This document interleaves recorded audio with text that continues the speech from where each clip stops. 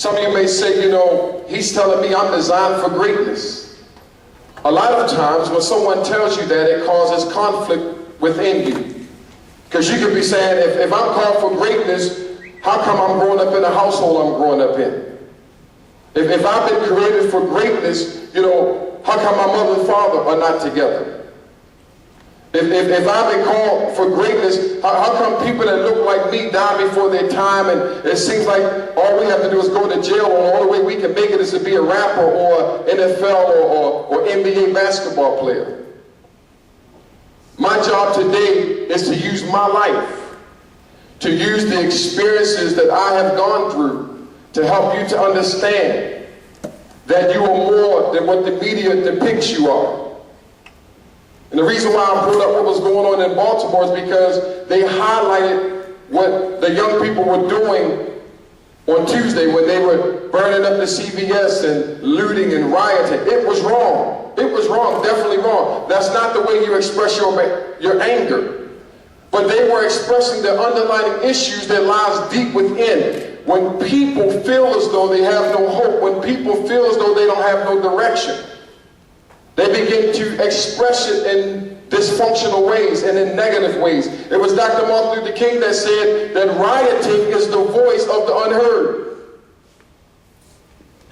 So while the young people were wrong, because I work with the gang members every day, because I'm in their lives, or because we mentored them, I understood that yes, they were wrong. I understood that that was the result of them seeing themselves as worthless. When a person gets to the point that that's the way that they express themselves, that's letting me know that they have the wrong perception of themselves, and that there's some deep emotional pain that lies within them because of the cultural environment to which they've been exposed. So most of these young people, when they come out their homes, all they see is the drug dealer. All they see is the gangbanger. In Baltimore, we have no recreation centers but a few. And so I'm so fortunate that none of those young people lost their lives. I'm fortunate that we were able to calm it down. And then lo and behold, I'm here this morning speaking to you to let you know that you are bigger than that, that you are better than that. That there are people who have come before us who were slaves. There are people who have come before us who were segregated. And despite what their cultural surroundings dictated to them, they were still able to achieve greatness. You need to know this morning that greatness is on the inside of you. And all you need to do this morning is make a decision. I wish I had more time to dialogue with you. I'm not preaching at you, I'm talking with you. Some of you may have been already in the juvenile justice system. Some of you may come from broken homes. Some of you may not be doing your very best in school. There's many situations in here this morning. Some of you could come from a two-parent household and still have issues. I'm here to let you know that you have to begin to trust. You have to begin to let people in so that we can help you navigate through life. I am determined that I want to help as many young black men as I can, as many young African American men that I can, not to become a statistic. You do not have to be a statistic. Because I like to read, I'm going to give you some names. I'm going to give you some names of people. How many of you like to read? I like to read. I'm big on education, so I like to read. Okay? I'm going to give you some names, because they used to say that if you want to keep something from a black man, just put it in the book. So I said there must be some things written that I need to look up and I need to read. I don't have all my time to be on Facebook. I'm on Facebook. I don't have my time to be on Instagram all the time. I don't have time to be Twittering all the time, all day.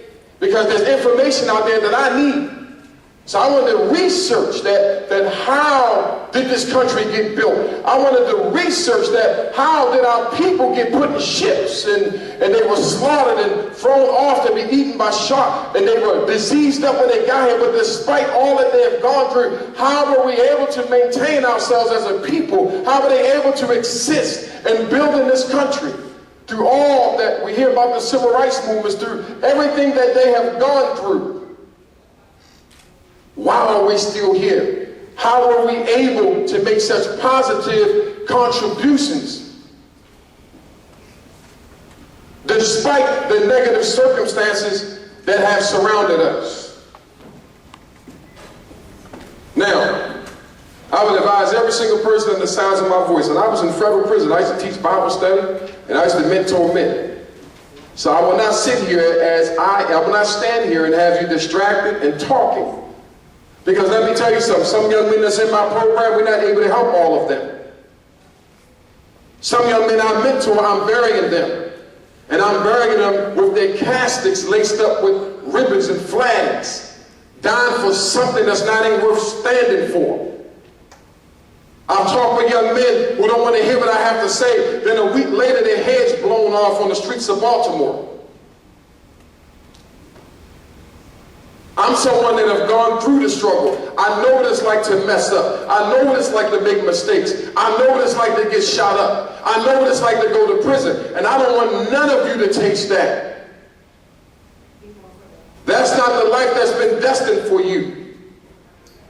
So the objective of today is to give you information to help ignite the gifts and talents that are inside of you, so that when you leave this place, you have a made-up mind that I'm going to be somebody. I'm not going to be a statistic. I'm not going to give in to peer pressure. I'm not going to join gangs. I'm going to give you some people. And I challenge you to spend some time reading. Spend some time reading your history. You can go on the internet and Google anything. How many of you know that? You can go online and you can Google stuff and you can find out stuff about Black American history. You'll be surprised the contributions that we have made to the very lights you're sitting under. Things that were created by Black people, African American people. Here's a name right here. I'm going to give you a name. Anybody know about Benjamin Banneker? You ever heard of Benjamin Banneker? Oh, good. I like that. Benjamin Banneker was born in 1731. Can you imagine what conditions were like for African American people in 1731? Could you imagine? When people was being lynched and hung and whipped and beat. He was born in Baltimore. They created the first clock in the United States and was a world-renowned astronomer, mathematician, and surveyor. A Black man, an African-American man, somebody that looks like you, that was born at a time where they had no rights. I'm trying to help you understand that you don't have to succumb to your circumstances. That you are better than that. You are better than what people say about you. Norbert Williams was born in 1806. Some of you might never heard of these names. His invention of the vacuum pump evaporator revolutionized the world's sugar industry. Somebody look like you. Somebody looks like me. Now, I'm not speaking against any of our Caucasian brothers and sisters that are here. I'm not racist. But we cannot deny that Jim Crow and Willie Lynch still lives in our minds, and we got to get that out of our minds. There are things that have been arrayed against us that's designed to give us a negative image of ourselves, and we refuse to come into that negative image. How many people stand with me today that refuse to allow negativity to dominate your mind, to allow other people's opinions about you to tell you who you are and what you can be? Okay? I'm going to give you another couple names. Lewis Latimer was born in 1848. He invented an important part of the light bulb, the carbon filament. So the very thing that you're sitting under right now, a person that looks like you played a major role in its function. That's amazing, isn't it? And these people were born at times where we were being castrated. We were being hung. Our houses were being burned down. So when I look out today, the very freedoms that people like this have fought for, I'm honored to be standing here because we got to continue the tradition that Martin King and people like that established for us, to be able to have the right to go any college we want to go to be able to go eat where we want to go, to be able to do what we need to do to live a better life. But until we make up within ourselves that I'm going to be better, I'm going to make a difference, we'll continue to fall victim and be a statistic. And I don't want to see no one in here be a statistic. Anybody going to stand with me today and say, I'm not going to be a statistic? Let me give you my testimony and tell you why I'm so passionate about this. I'm 46 years old now, so I'm old enough to be your father. But my heart and passion is for young people. I was born with both parents in the home. I was a very good basketball player. My basketball coach is standing right there, Coach Robert Gant. Coach Robert Gant assisted myself, Sam Cassell, and other NBA players to get in the NBA. I had both parents in the home, so when the city started getting real bad, certain areas we were living in, my father always had a good job. We moved to Baltimore County. I was one of the top basketball players in Baltimore City, and I went to Cardinal Gibbons High School. Cardinal Gibbons High School was one of the top Catholic schools in the city and also had one of the top basketball programs like the Mather and schools over here in the country. I was an All-American basketball player. I played ball, you may not know these names, but Rick Fox, Alonzo Mourning. I was projected to make the NBA. I was not an academic problem. I had good grades in school. I graduated from a Catholic school where they made us wear shirt and ties. But I had friends that had different aspirations. I can always tell the direction of your life by the people you're hanging out with. So while I'm in school, I graduated. I went to Hagerstown Junior College. While at Hagerstown Junior College, I became a junior college All-American. We had about 17 Division I schools recruiting me, but I was coming home, hanging out with people, trying to fit in, going in the wrong direction. One night, I'm home from college, and this Jamaican young lady was like stranded and crying, walking home. Me and my best buddy, he know what I'm talking about, we picked her up, and she said, because y'all helped me, I'm going to introduce y'all to somebody. Okay, keep in mind, I'm one of the top junior college basketball players in the nation that graduated All-American. I think we had Clemson and Georgetown, and he'll tell you, all those schools were recruiting me. I want y'all to hear me. But I'm coming back and forth home, hanging out with people that ain't going in the right direction. So this particular Jamaican girl knew another Jamaican who was part of Cheyenne Posse. Cheyenne Posse was a notorious Jamaican drug cartel. So my buddy started making money.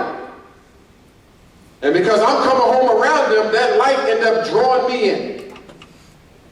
From around 1989 to 1996, I became a major cocaine drug dealer in Baltimore. We were from Park Heights, an area in Baltimore that is notorious for drug dealing and gang violence. September 21st, 1993, my spiritual godmother, God rest her soul, Miss Ann Johnson, came to my house. I'm 21 years old, paying $2,000 rent, way over 6 figures saved up, thought I was living a life, had left school, left all my scholarships on the table. But I knew I wasn't supposed to be doing this, so right when I was getting ready to go back to school and get out the life, I was wanting to move from where I was living at. Because see, y'all, I wanted to be a good guy in a bad business. That's what I wanted to be. A good guy in a bad, how come you can't do that? And I hope today some of you are not hanging out with people that are gangbanging, because sooner or later you're going to have to put in work. Oh yeah, you're going to have to put work in sooner or later. And so, she told me to move. I didn't move. I started dreaming, getting shot up, and in my dream, the people didn't have any faces. They didn't have no faces. I would wake up in cold sweats, walk around the house. You would have thought I would have moved since I was wanting to move. Well, September 21st, 1993, I came home, and 2 masked men were waiting for me. When I went to go in my house, they put the gun to my head. I controlled 2 major areas in Baltimore. Even though I wasn't out there, they knew I was a supplier, and they felt as though if they could get me out the way, they could have the area. This area was yielding probably about $15,000 a day. So anything you'd have thought about doing, I already did it from the East Coast to the West Coast. So they asked me to go in the house and lay on the ground. I had a gun on me. When I went to lay on the ground, I came out with my gun. Now keep in mind, y'all, I didn't kill people over money and all that stuff, but in that moment, it was either that person or me. So I had no choice, but if I had not been living that life, what is the likelihood of that happening to me? Okay? So I tried to shoot the guy, my gun jammed. It was two of them. The other guy ran in, and that's why I walked with this little limp. I got shot in this leg. You might can't see my scar, but it's right there. This leg broke, I fell down. All this going through my mind, I'm thinking I'm ready to die. So I'm laying on the ground. Another guy came in with the mask, he stood over me, he couldn't pull the trigger, and that's when he shot me here. See, it went straight through my leg, see? That's what happened.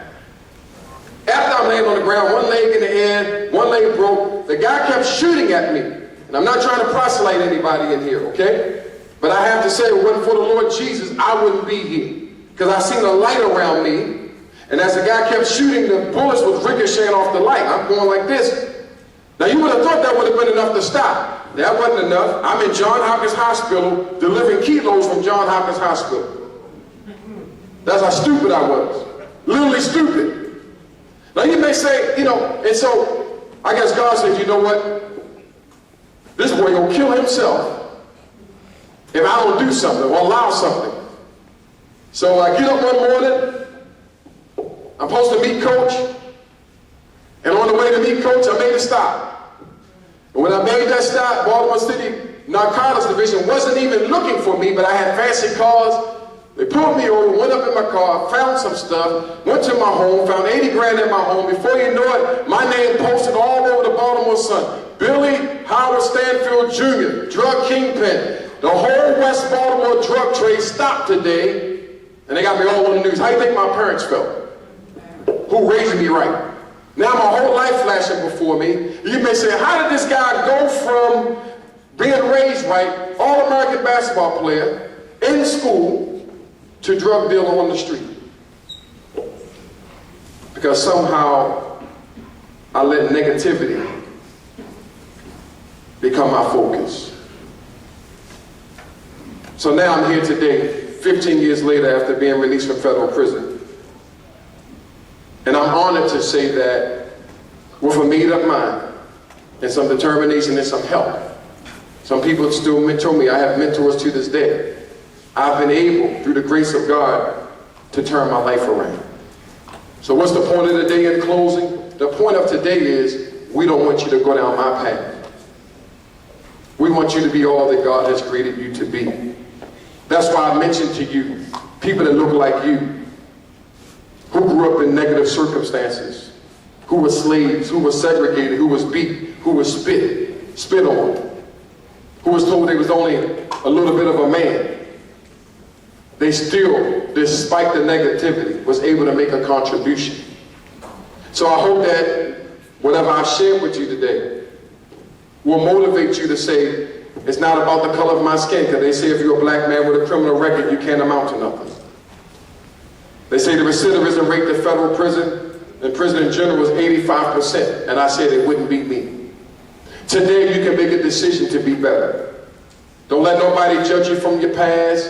You can make a decision right now that I'm going to use this day to start filling myself with the right information so that I can begin to see myself as a champion, so that I can begin to see myself as a winner. I want to thank you for giving me your attention and your time. And I believe that these words haven't gone on deaf ear. So I want you to put your hands together and give yourself a round of applause right now. Come on. Give yourself a round of applause right now. And I want you to make up in your mind that I'm going to be a winner. Come on, stand up with me real quick. I need everybody to stand up. Because sometimes you know, on the count of three, I want everybody on the sound of my voice, when I see, on the count of three, when I get to three, I want all of you to shout that I was born to win. You got to begin to see that I was born to win, regardless of what I've gone through, regardless if my father's in my life or not, regardless if my mom got issues, regardless of the conditions of my school and community, I was born to win. In the same way my ancestors overcame. I'm going to overcome. The same way this crazy preacher up here overcame, I can overcome. Do you know the city was calling me and some others? Can y'all please come out here and help us with our young people? Because the young people only listen to us because they know we care. See, I don't talk down at you, I talk with you. I understand. And if everybody in this room understands, or you wouldn't be here today. So I want all of Prince George County to hear you when we say, I was born to win. On the count of 3, I'm looking. I want everybody to say it. Believe in yourself. I don't care what the person about. Let me tell y'all something. Worried about my homeboys. When I was standing before that federal judge, y'all, them homeboys wasn't with me. When I was staring down the barrel of that gun, them homeboys wasn't with me. So I learned quick, fast, and hurry. I ain't following behind nobody. Anybody that's trying to lead me in a negative direction, I'm not doing it because there's greatness on the inside of me. I have something to contribute to this earth. And there is a legacy of people that look like me. See, the news didn't want you to say, they said the gang members were helping. No, we was there. I'm not a gang member. We was helping. They didn't tell y'all that there was positive protests. Gang members from East and West Baltimore positively protesting. We didn't even let MSNBC. The only reason we let CNN interview, because they jumped up in the crowd while we was marching, because we don't do this for the cameras.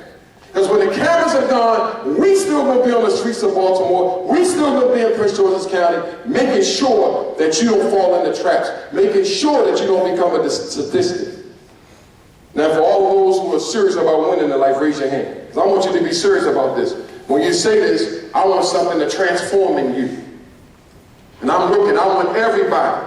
I want you to don't focus on your homeboy, don't focus on who beside you. I need you to focus on your, how many people want to win in life? None of you were born saying, I'm going to be a loser, right? Sometimes the environments we're in conditions our minds, but we're going to uncondition our minds from that foolishness. Be proud of the color you are. Be proud of your skin tone complexion. Be proud of what's in you. You can do it. We need you. You are the leaders now. You are the generation that's going to make a change. Where everybody has counted you out. Black lives matter. Not only does black lives matter, your life matter. Tell your neighbor, my life. Say this, my life. No, you ain't saying it like you, man. I sound like, come on, man. Y'all can do better than that. Say, my life matters. On the count of 3, I want everybody to shout. I want you to shout, I was born to win. You ready? 1, 2, 3. I was born to win. Come on, put your hands together for yourself. Thank you. Thank you very much.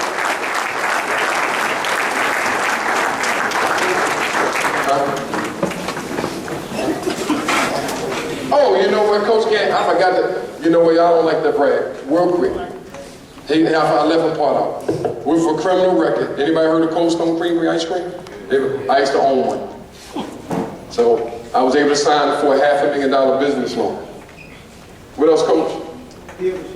Oh, also for criminal record, I was one of the top managers at a big dealership in Baltimore and made way over $100,000 for 5 years.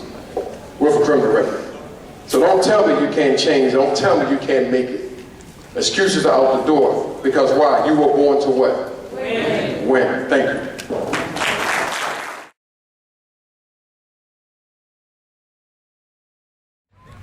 I can say the rules. We're playing already. So do some good one. Like one. Okay. There are some rules with this game. Nobody can put his finger on top. All of you have it underneath. And nobody is allowed to grab the stick. Everyone has to be touching the stick with his finger. And the goal of this game is very simple.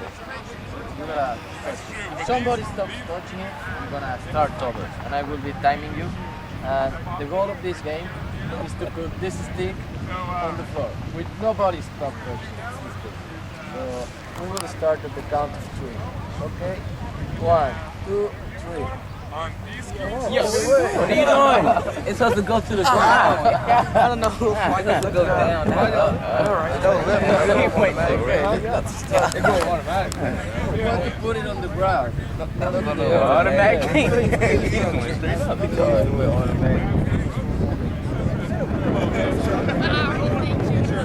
my little sister. No, she could be. She looks just like me. She could be my little sister. Alright guys, so let's, we're going to start off nice and simple. Make sure everyone's on it. Zachary, you getting pushed up? Make sure you're all the way on, Zachary. Looks like we got a step. Like, pull it. Oh yeah, baby. So, the idea, guys, is no one can like lift up everyone's leg and push it forward. If you can, I'm super impressed and intimidated. Please don't rip me down. Okay, I mean, you're the world's strongest man. Everyone scoot up a little bit, so Zachary can get in a little bit nicer. And these guys scoot up a little bit, so yeah, I like that rule. No cussing. All right, let's try to do this as nicely as possible. So everyone move up now. Everyone move up. So Zachary can hop in. Zachary is. There it is. All right. So we have the team on the right, team on the left. I think the team on the right's gonna win because usually when there's more people, they try a lot harder. But right now, all we're gonna do is we're gonna try to practice. Everyone try to walk to me. Okay. 1, 2, 3. Left foot. 1, 2, 3.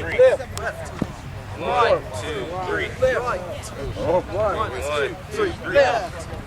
1, 2, 3. Right. 1, 2, 3. Left. 1, 2, 3. Right. 1, 2, 3. Left. oh baby. 1, 2, 3. Right. 1, 2, 3. Left. Oh. Oh, died. There's been a death in the lava apocalypse. 1, 2, 3. Left. 1, 2, 3. Left.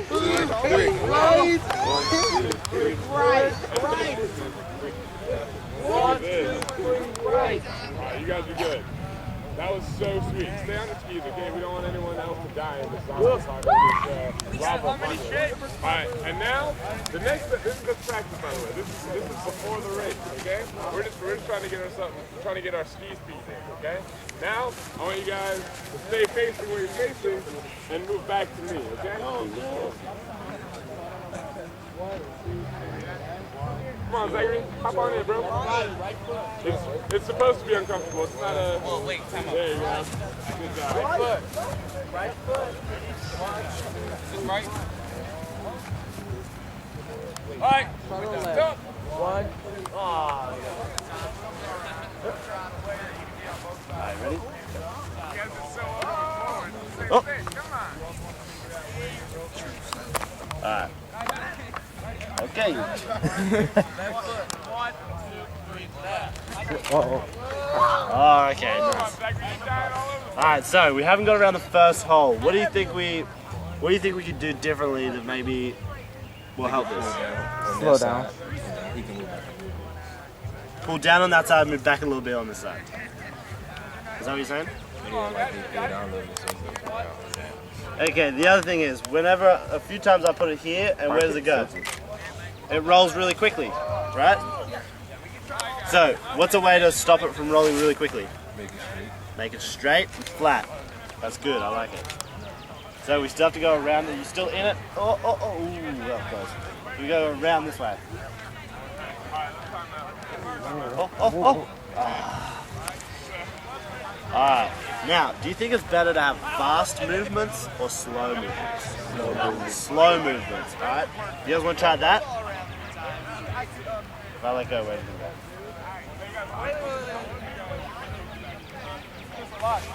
Whoa. Oh! Ready, set, go. Up.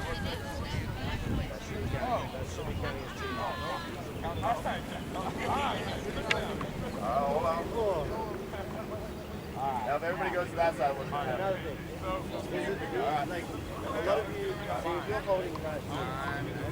Alright, so you got it up. Make sure you're at the end of your rope.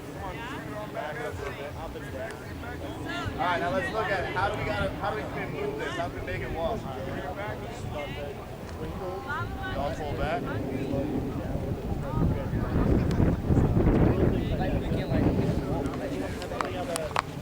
Alright, what can we do to make it walk though?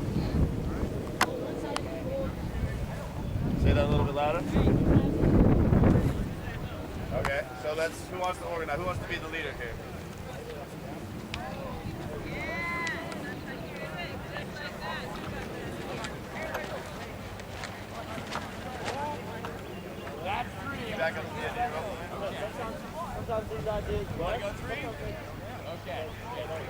All right, we're over the bucket.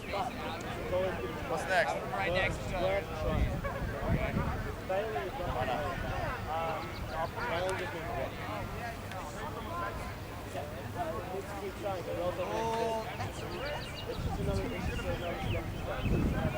They're all together, then only use one.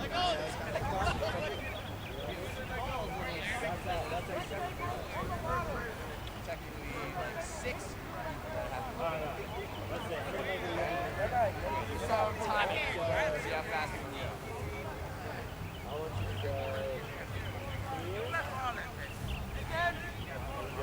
Actually, we're going to do the same course, but we're going to start from the back.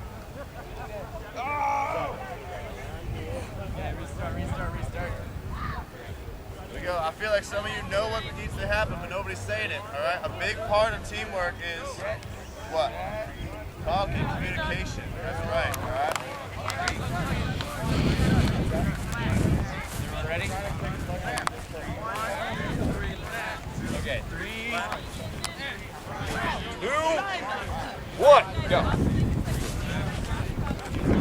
Just because it's a race doesn't mean you have to go too. Hey! Ah!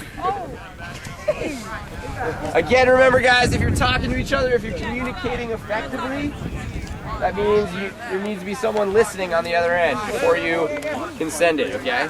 Hey. Here, what's his name? Make sure we're using people's names so they know who we're actually talking to.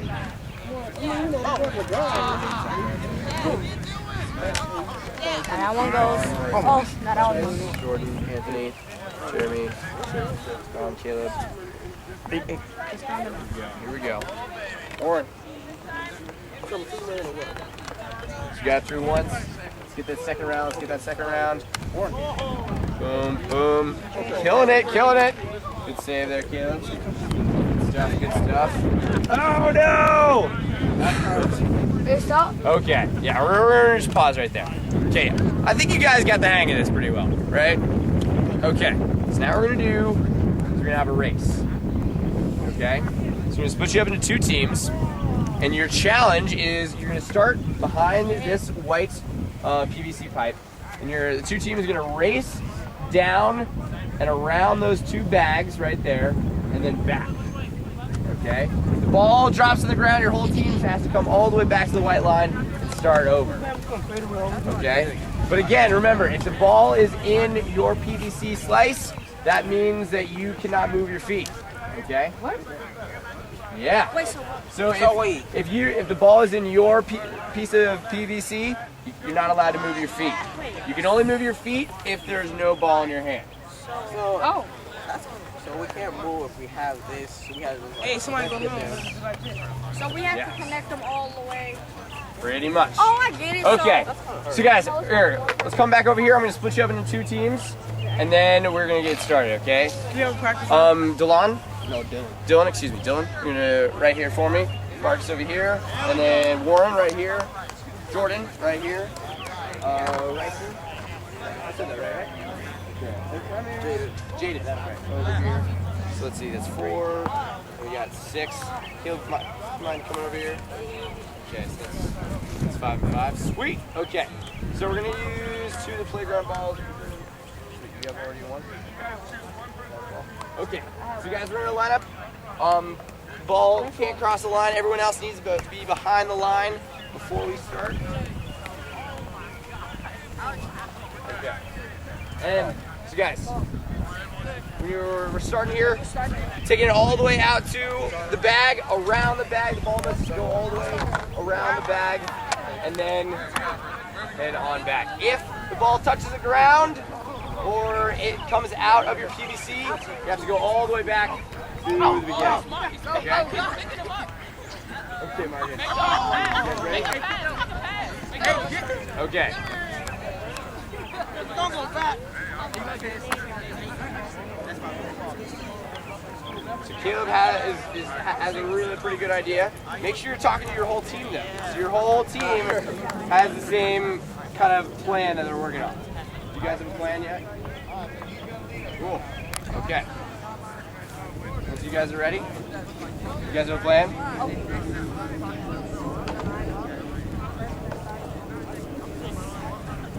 Whoa, Marcus. Come on, I'm just taking his ideas. I'm passing it down. I'm running to the front and he's passing it. That's the same idea I had. Exactly. It's the simple. It's like Yeah. You know what to use the same ideas. I'm not. Okay. You guys ready to roll? Okay. Go for it.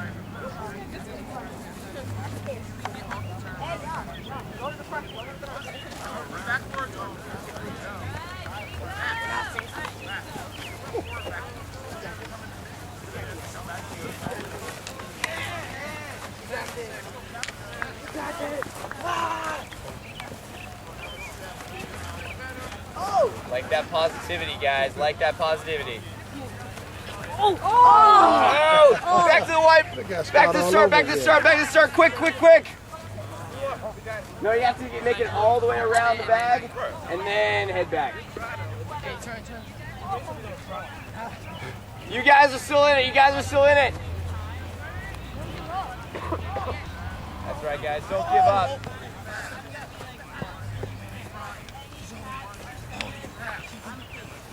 Oh! Back to the start, back to the start, back to the start. You're both restarting. Here we go. You're still in it. You're back in it. Hey, no, they restarted too. They restarted too. Everyone's still in it. Kaleva's down. 4 minutes. 4 minutes. Yes. Yes.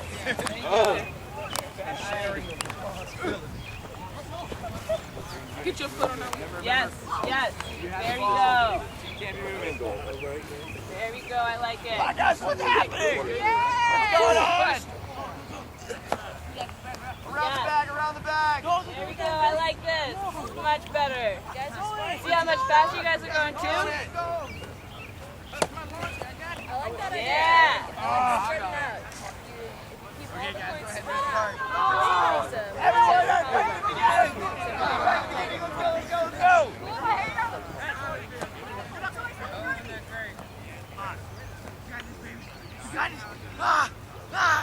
Like that positivity.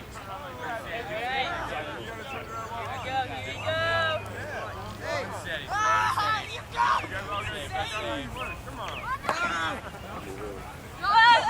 fine. It's fine. Come back. Come back. Restart. Go.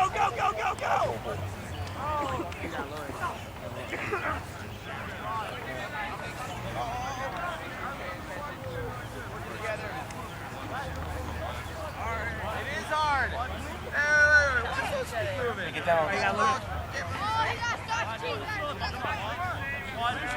Right. Let's go. Hurry up.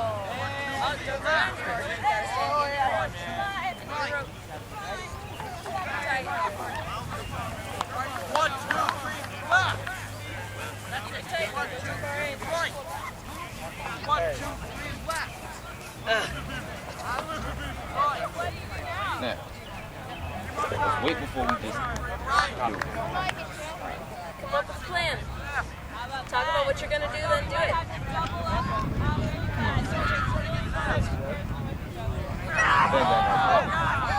YouTube boom, loosen up the phone on this, and then that might work.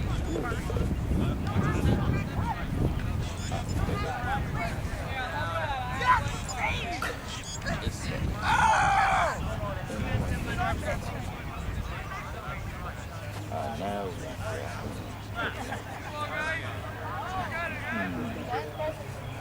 Remember, you guys can move around, change order,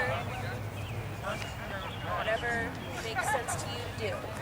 Okay, guys. Okay, let's pause. That hard.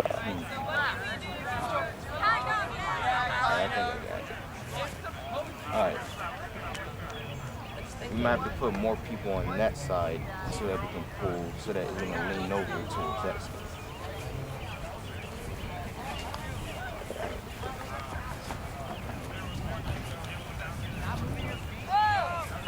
How about you move up? Are you going down?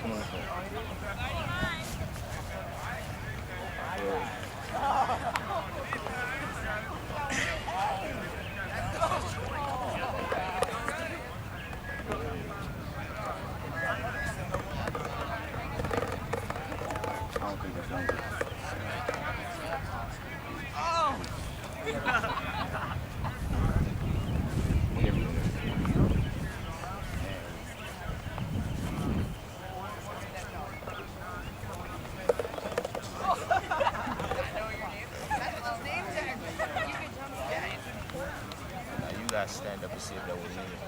I think someone should get on that side. Pull it up. No, keep it low again. Someone go on that side, pull it up. Like, try to loosen the band so that you left it. Pull hard there.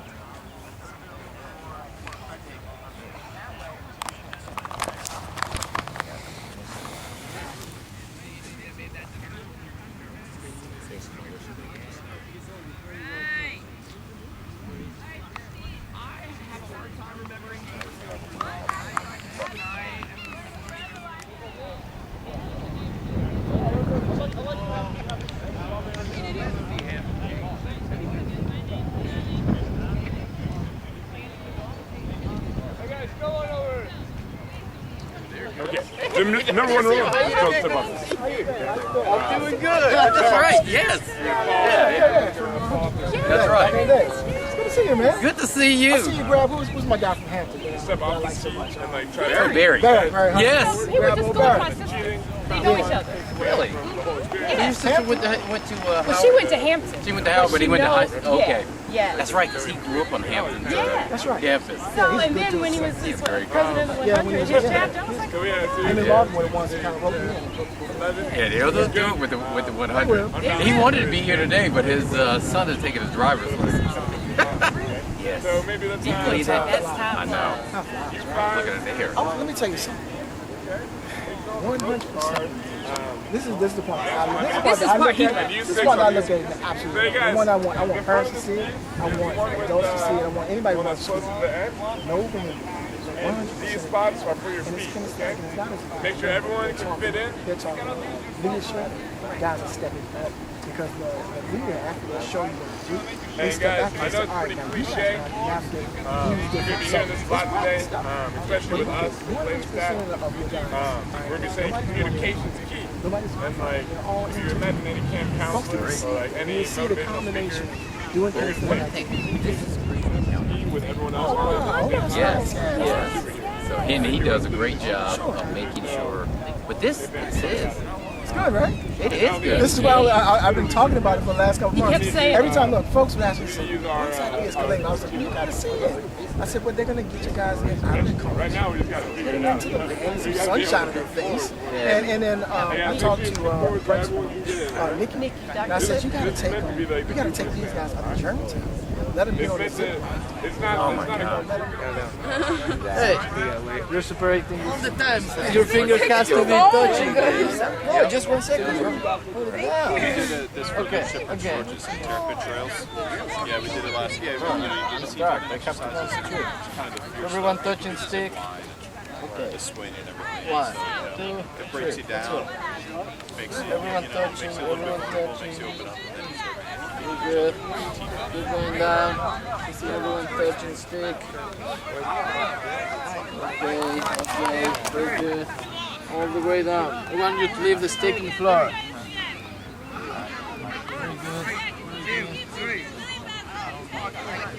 Perfect. Very good, team. Okay. So, what can you say from the first time you tried it to this time? You already did it once. It was fairly easy when you Gratitude, yes. Why did the first time went up? Nobody What was going wrong? No, but you gotta get back up, man. You gotta get back up. What? You make one mistake and you give up already? It's fine. Make another one. Maybe another couple more. Come on from him. Come on, let's go. Oh. You don't have to go of the keep it rope. taut while you're walking it back. Just get Man, yourself I got back quarterback over here. practice. These ropes are like easy. Like, No more.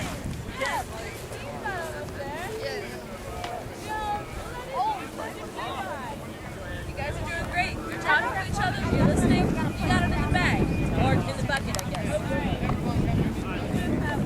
You got it.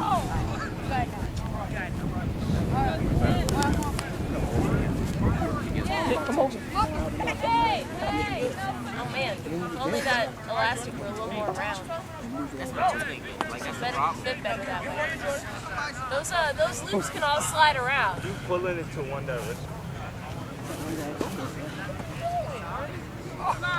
No! that's pretty good.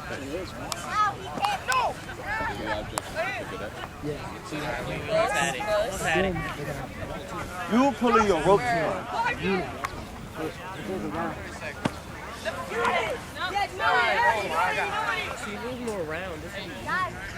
Well, I mean, it can be round. You got 12 ropes on there. You can Hold up. It's twisted. you can move them just by moving the people. Hey, come over here. Alright, now.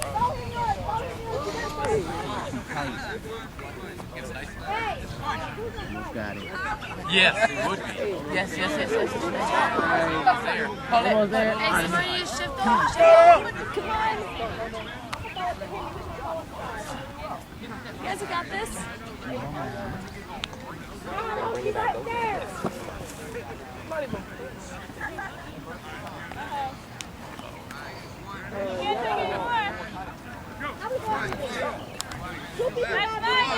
I like it. That is good thinking. What's your name? Bruce? Right on, Bruce. Alright, you know we got it. Gotta get Moved low. his position so that his loop shifted around on the elastic and it made it into a penny, I guess. Oh, yeah! Don't let your eyes get slack.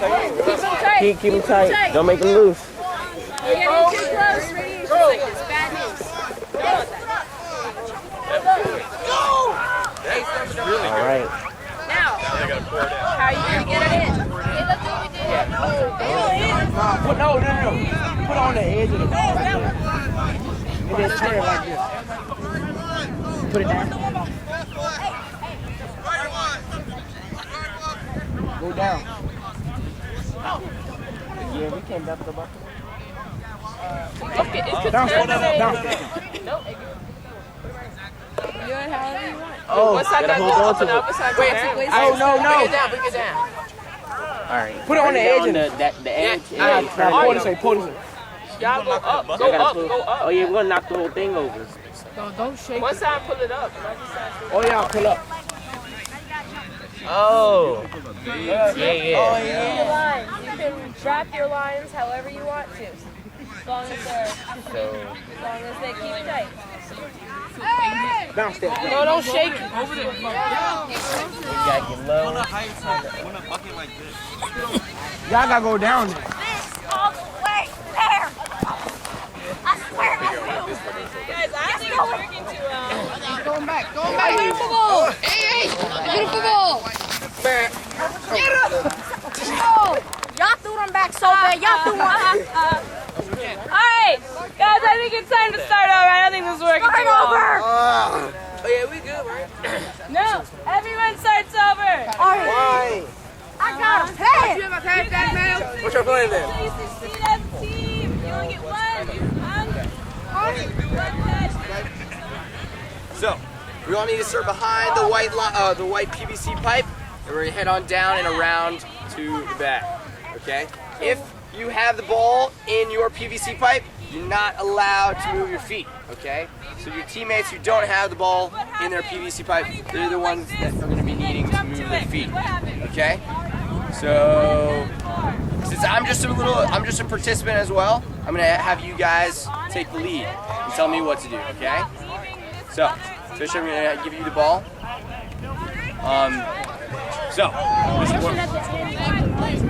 Sorry? That's something for you guys to figure out. Okay?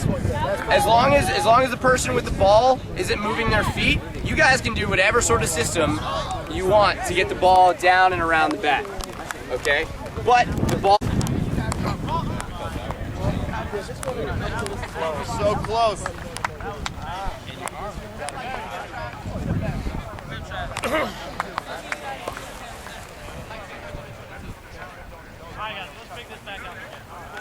What's the plan? Let's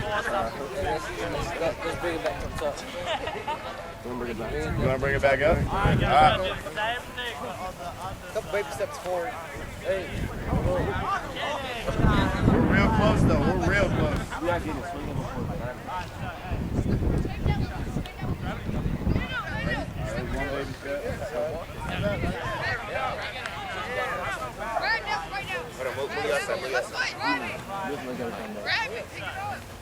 Move this side. Which side? Say when.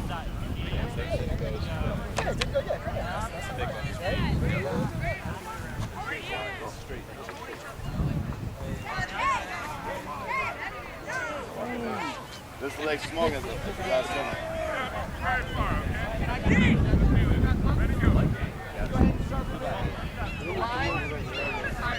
So you said we got to move this right leg.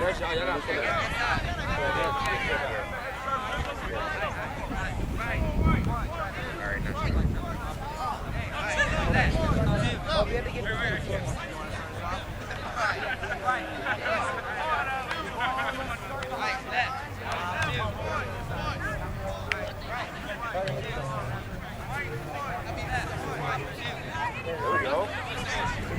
Y'all got to pull back.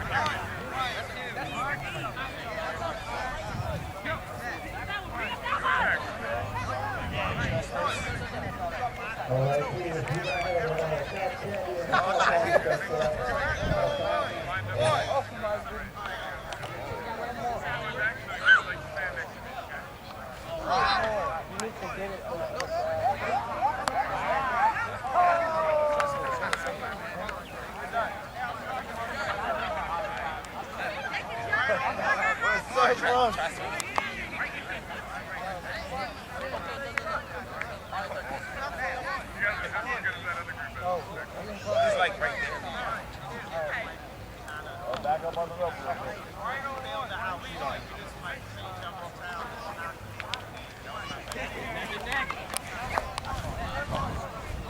We're right there, guys. Our hook's being a little stubborn. I might make it easier. We're not done yet. Now move it up. Now move it up. Who's like? All right, so we got a new challenge. Something went wrong, but that's okay. That's right, man. Green. Pull back, pull back, pull back. All right, you stay in the front, you stay in the front. Get out here. All right, man. Young men, how was the Khalifa activities outside? What'd you think? Is that right? Was good? Did you accomplish what you were supposed to accomplish in those different? Yeah? You learned something? You did teamwork? Teamwork? Good, very good. Teamwork does make the dream work. And communication, that's right. Well, that's interesting that you said communication, because this next session is going to impart communication. Communication is a big part of presentation, right? You have to communicate and you have to present yourself if you want to be successful in life. And so today we have Tracy Shepherdson. He is from Men's Warehouse. He's been a top performer at Men's Warehouse. He also is a pastor of a church. And so he's going to be here today to share with you how to present yourself. Making your mark and dressing to impress and gain success. That's what it's all about. Reverend Tracy Shepherdson has been preaching for 27 years, and he served as a youth minister, minister of evangelism, and he's been a pastor of Mount Eden Missionary Baptist Church since August of 2006. He's completed courses in resolving conflict resolutions and effective communication, and which has afforded him the capability of serving in managerial positions throughout his career. In addition, he has responsibilities with STORE to perform Dress for Success presentations throughout the DMV. You know what the DMV is, right? DC, Maryland, and Virginia. That's right. So without further ado, I want to bring Reverend Tracy Shepardson before you. Give him a hand, please. We got those things out of the way, so what we want to do is, and the reason I'm calling you closer because I want you to be able to see, I want you to be able to get this information. We've got a half an hour to present the entire program. So in order to do that, we got to move quick, so I really need you to pay attention. We're going to give some interview tips, and then we're going to talk about it because sooner or later you're going to get a job. So we want you to get some tips on how to maximize that interview, how to make that positive first impression. Make sure that your attire is interview appropriate because there's a different thing between casual and dress. We're going to talk a little bit about that. How a suit is supposed to fit, because a suit doesn't fit like your casual clothes. So I really need you to pay attention. And then we're going to talk to you a little bit about Men's Wearhouse. Give you some tips on what Men's Wearhouse can do for you. So you got to do your homework because you're going to find out. I don't care if you do put on a real nice outfit. If you got on a nice outfit and you mess up in your communication skills or your body language, guess what? You're going to blow it. You do the wrong eye contact and make a person think that, guess what, I don't care. They may think that and not give you the job. So, we're going to talk about investigating. If you're getting ready to get a job, guess what you got to do? You got to investigate. And a lot of y'all are really savvy on the internet. You can go on the internet and find out a whole lot of information and you already know that. Learn about the company and learn about the company's finance. Because with some of the style that you guys have, I'm looking at some of their shoe game, I'm looking at some of the gear y'all got on. Y'all don't need to make money in order to maintain that. And mom and daddy is not going to keep providing $200 for a pair of tennis shoes. So, what do you have to do? You got to look at the companies that you want to get a job at, because let me tell you this, you may not start off making your own clothing line. Anybody got aspirations of having their own company? Okay, so you didn't raise your hand. What do you plan on doing? Oh, you plan on getting a job. See, the whole mentality has got to change. If you plan on getting a job, you know what? You might waste a whole lot of time working for somebody else where you could have been working for yourself. But you might start off working for someone else. So you want to land that interview. Check out their mission statement. Anybody know what a mission statement is? What is it?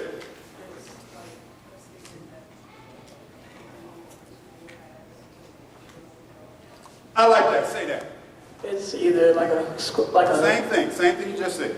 What a school or company has to say about what they're all about. It's what they're all about. It's their goals, their aims. Matter of fact, you need to have your own mission statement. Who got a mission statement real quick? What's your mission statement? Real quick. No, your mission statement for you. He don't have one for him. Who's got a mission statement? Something that you plan on doing. I'm coming back real quick. Get money. Get money. That's my mission statement. Get money. Now again, listen. Mission statement is supposed to be brief. Get money. But then he's going to put some bullets to that. So we're going to talk about that. Does somebody else have one over here real quick? Mission statement. You got it? Nope. Hit me with the next one. Look at the, watch this. History of the company. See, sometimes you get a job with a company and you don't realize that company has a track record of not paying their employees well, not giving their company, having company benefits. So you want to research that kind of thing. Now, right here is where we really want to spend a little bit of time, because many times you're going to find out what you need to know by asking the right question. If you go on an interview, who's the oldest? What we got? 15-year-olds in here or 14? 14 is the oldest? 15, we got some 15, a couple of 14-year-olds.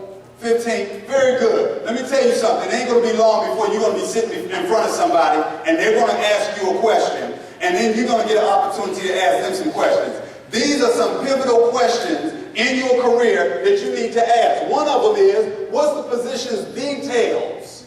What's the details of the position? Let me show you, because you just wrinkled up at me. When you wrinkle up at me, that says, what do you mean the position detail? If you start off as a burger flipper, and your job is to come in the morning and flip burgers, and then you go to lunch, and after lunch you, thank you. Out of everybody, you got the right answer. Flip burgers. When you come in the next day, and for the next few months, and for the next couple of years, what is going to be your job? Why? That's the job detail. You're going to ask the question, what are my growth opportunities? Your growth opportunities might be for the next 5 years, you're going to be a burger flipper.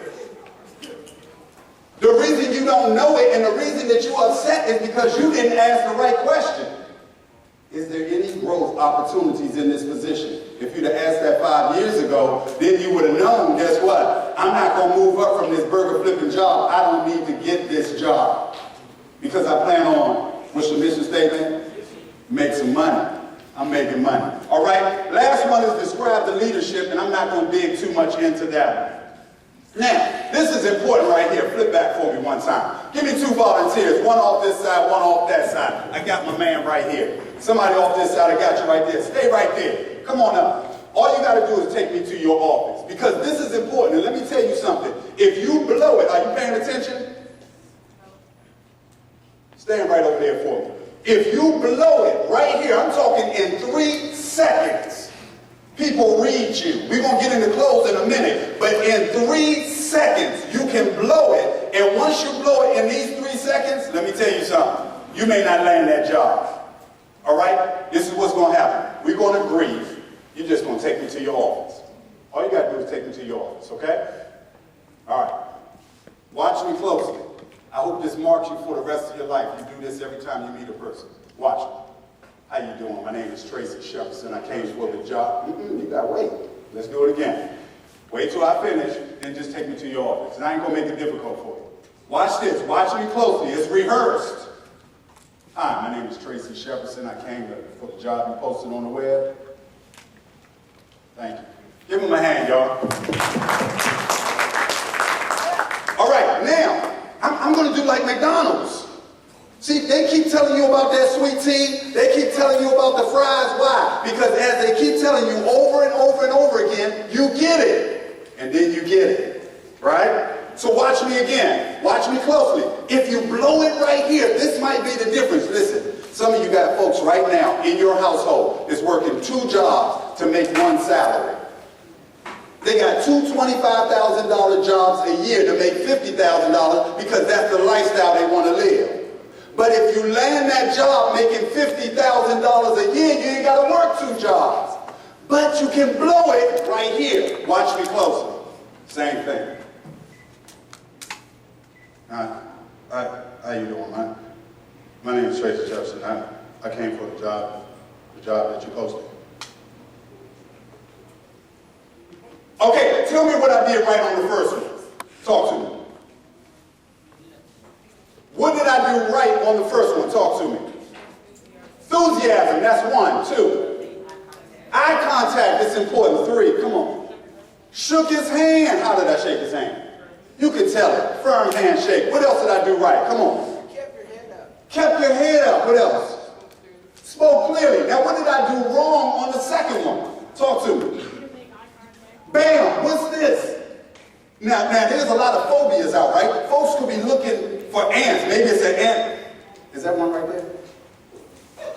It's an ant phobia. Maybe that's what he's doing. But listen, when you don't look a person in the eye, they start drawing conclusions about you.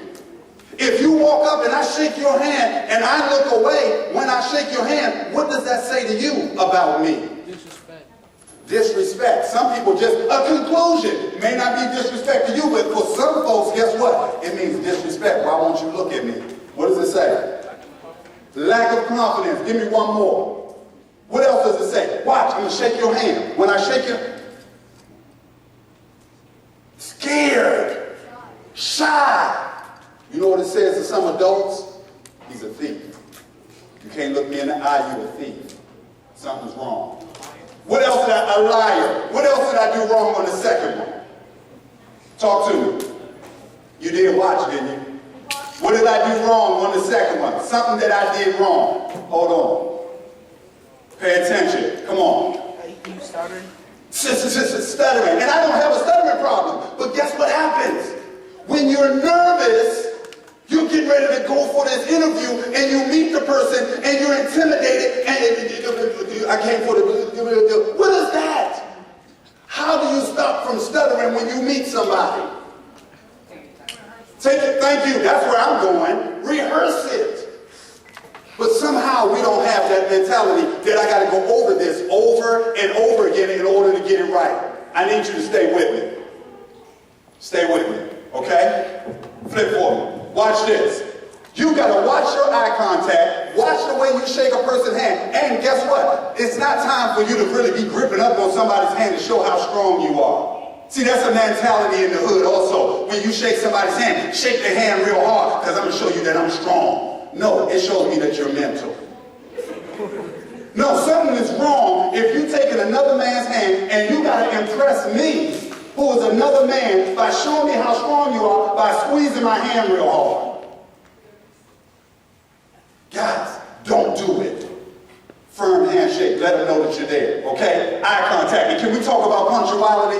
I ain't got a whole lot of time, so I got to tell you this. I'm going to break it down just like this. On time is late. Early is on time. The very latest that you can arrive is what time? If your appointment is at 10 o'clock, what is the very latest that you can arrive? Say it again.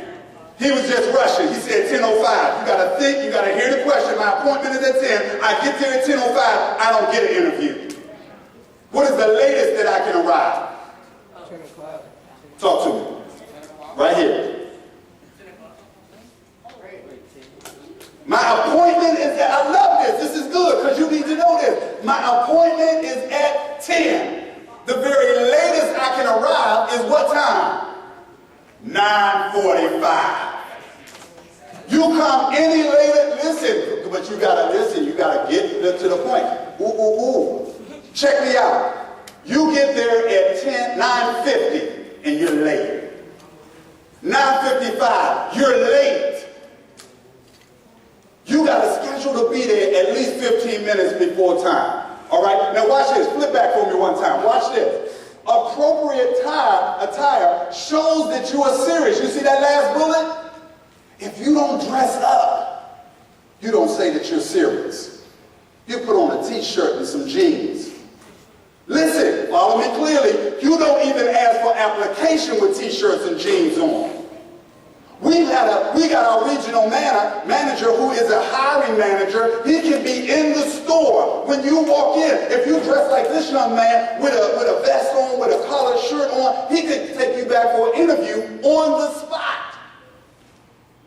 This guy comes walking up in the store. His pants way down here around his thighs. He holding his pants up like this. Walked in the store talking about, y'all hiring? Y'all hiring? No, sir, we're not hiring. And if we was hiring, we wouldn't be hiring you. Y'all hiring. All right, watch this. The industry. Your attire will be judged more critically, especially when you're going to make customer contact. If you're coming in contact with my customers, then let me tell you something. Even when you own your own business, you don't send certain folks out to come in contact with your customers. Why? Because they're going to judge you, and then they're going to say how the company looks because of the way you look. You with me? Yes, sir. Watch this. Your attire should be noticed as what? Appropriate. Flip for me. You want to always overdress. When you overdress, let me tell you something. You're looking for something more. Can I tell you a quick story about UPS? I went to get a job at UPS. I wanted to unload trucks. I was supervising on my first job. All I wanted to do is unload trucks on this second job. When I went in, I had on a suit and tie. Off the street, a suit and tie. I said, I want to unload trucks. This is what the man told me that was interviewing me. No. You're going to supervise. I said, no, I understand my resume. It says all my leadership skills, but I don't want to supervise on this job. I want to keep my head clear. I just want to meet and boxes off that truck, boom, onto that pallet. I want to get my little workout on. No. They put me in for 3 more interviews that same day, and I walked out of UPS same day as a supervisor, making about $2.50 more starting out than I would have unloading trucks. I think, this is just me, I don't know what it was in his mind, suit and tie, good resume. Suit and tie, 1 page, good resume, all right? Basic professional attire does not change. Men's Warehouse makes a ton of money on 3-color suits. What 3 colors are those? Okay, I'm with you with the black, I'm with you with the gray, but where did that white come from? Blue! We make a ton of money when you walk in Men's Warehouse, you're going to see it. Why? Because blue, black, and gray, that's your professional attire. Businessmen, doctors, lawyers, politicians, blue, black, and gray. Okay? Now listen, if you got blue, black, and gray, and you just so choose to wear that tan or that khaki suit, wear it if you want to. That's why in the beginning of the presentation we went through it really fast, but it says possibly visit the physical location. It's not a possibility. Make sure that you go. If you're getting a job somewhere, Industrial Bank, which is a black-owned bank, or if you're going to Drake Company, which is a black-owned construction business in Washington, D.C., guess what? Make sure that you visit the physical location. Why? Because you want to see how they dress.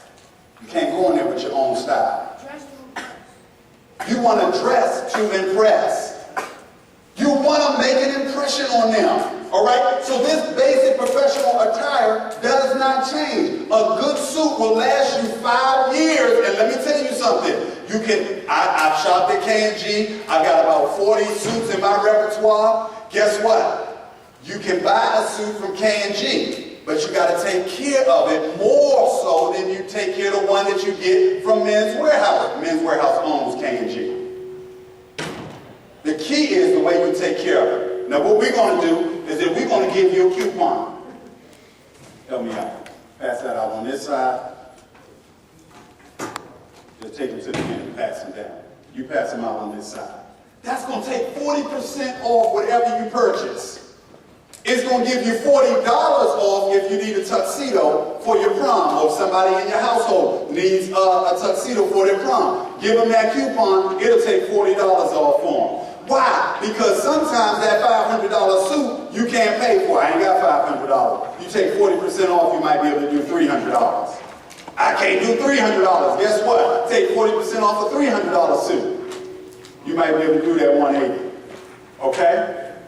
All right. Next.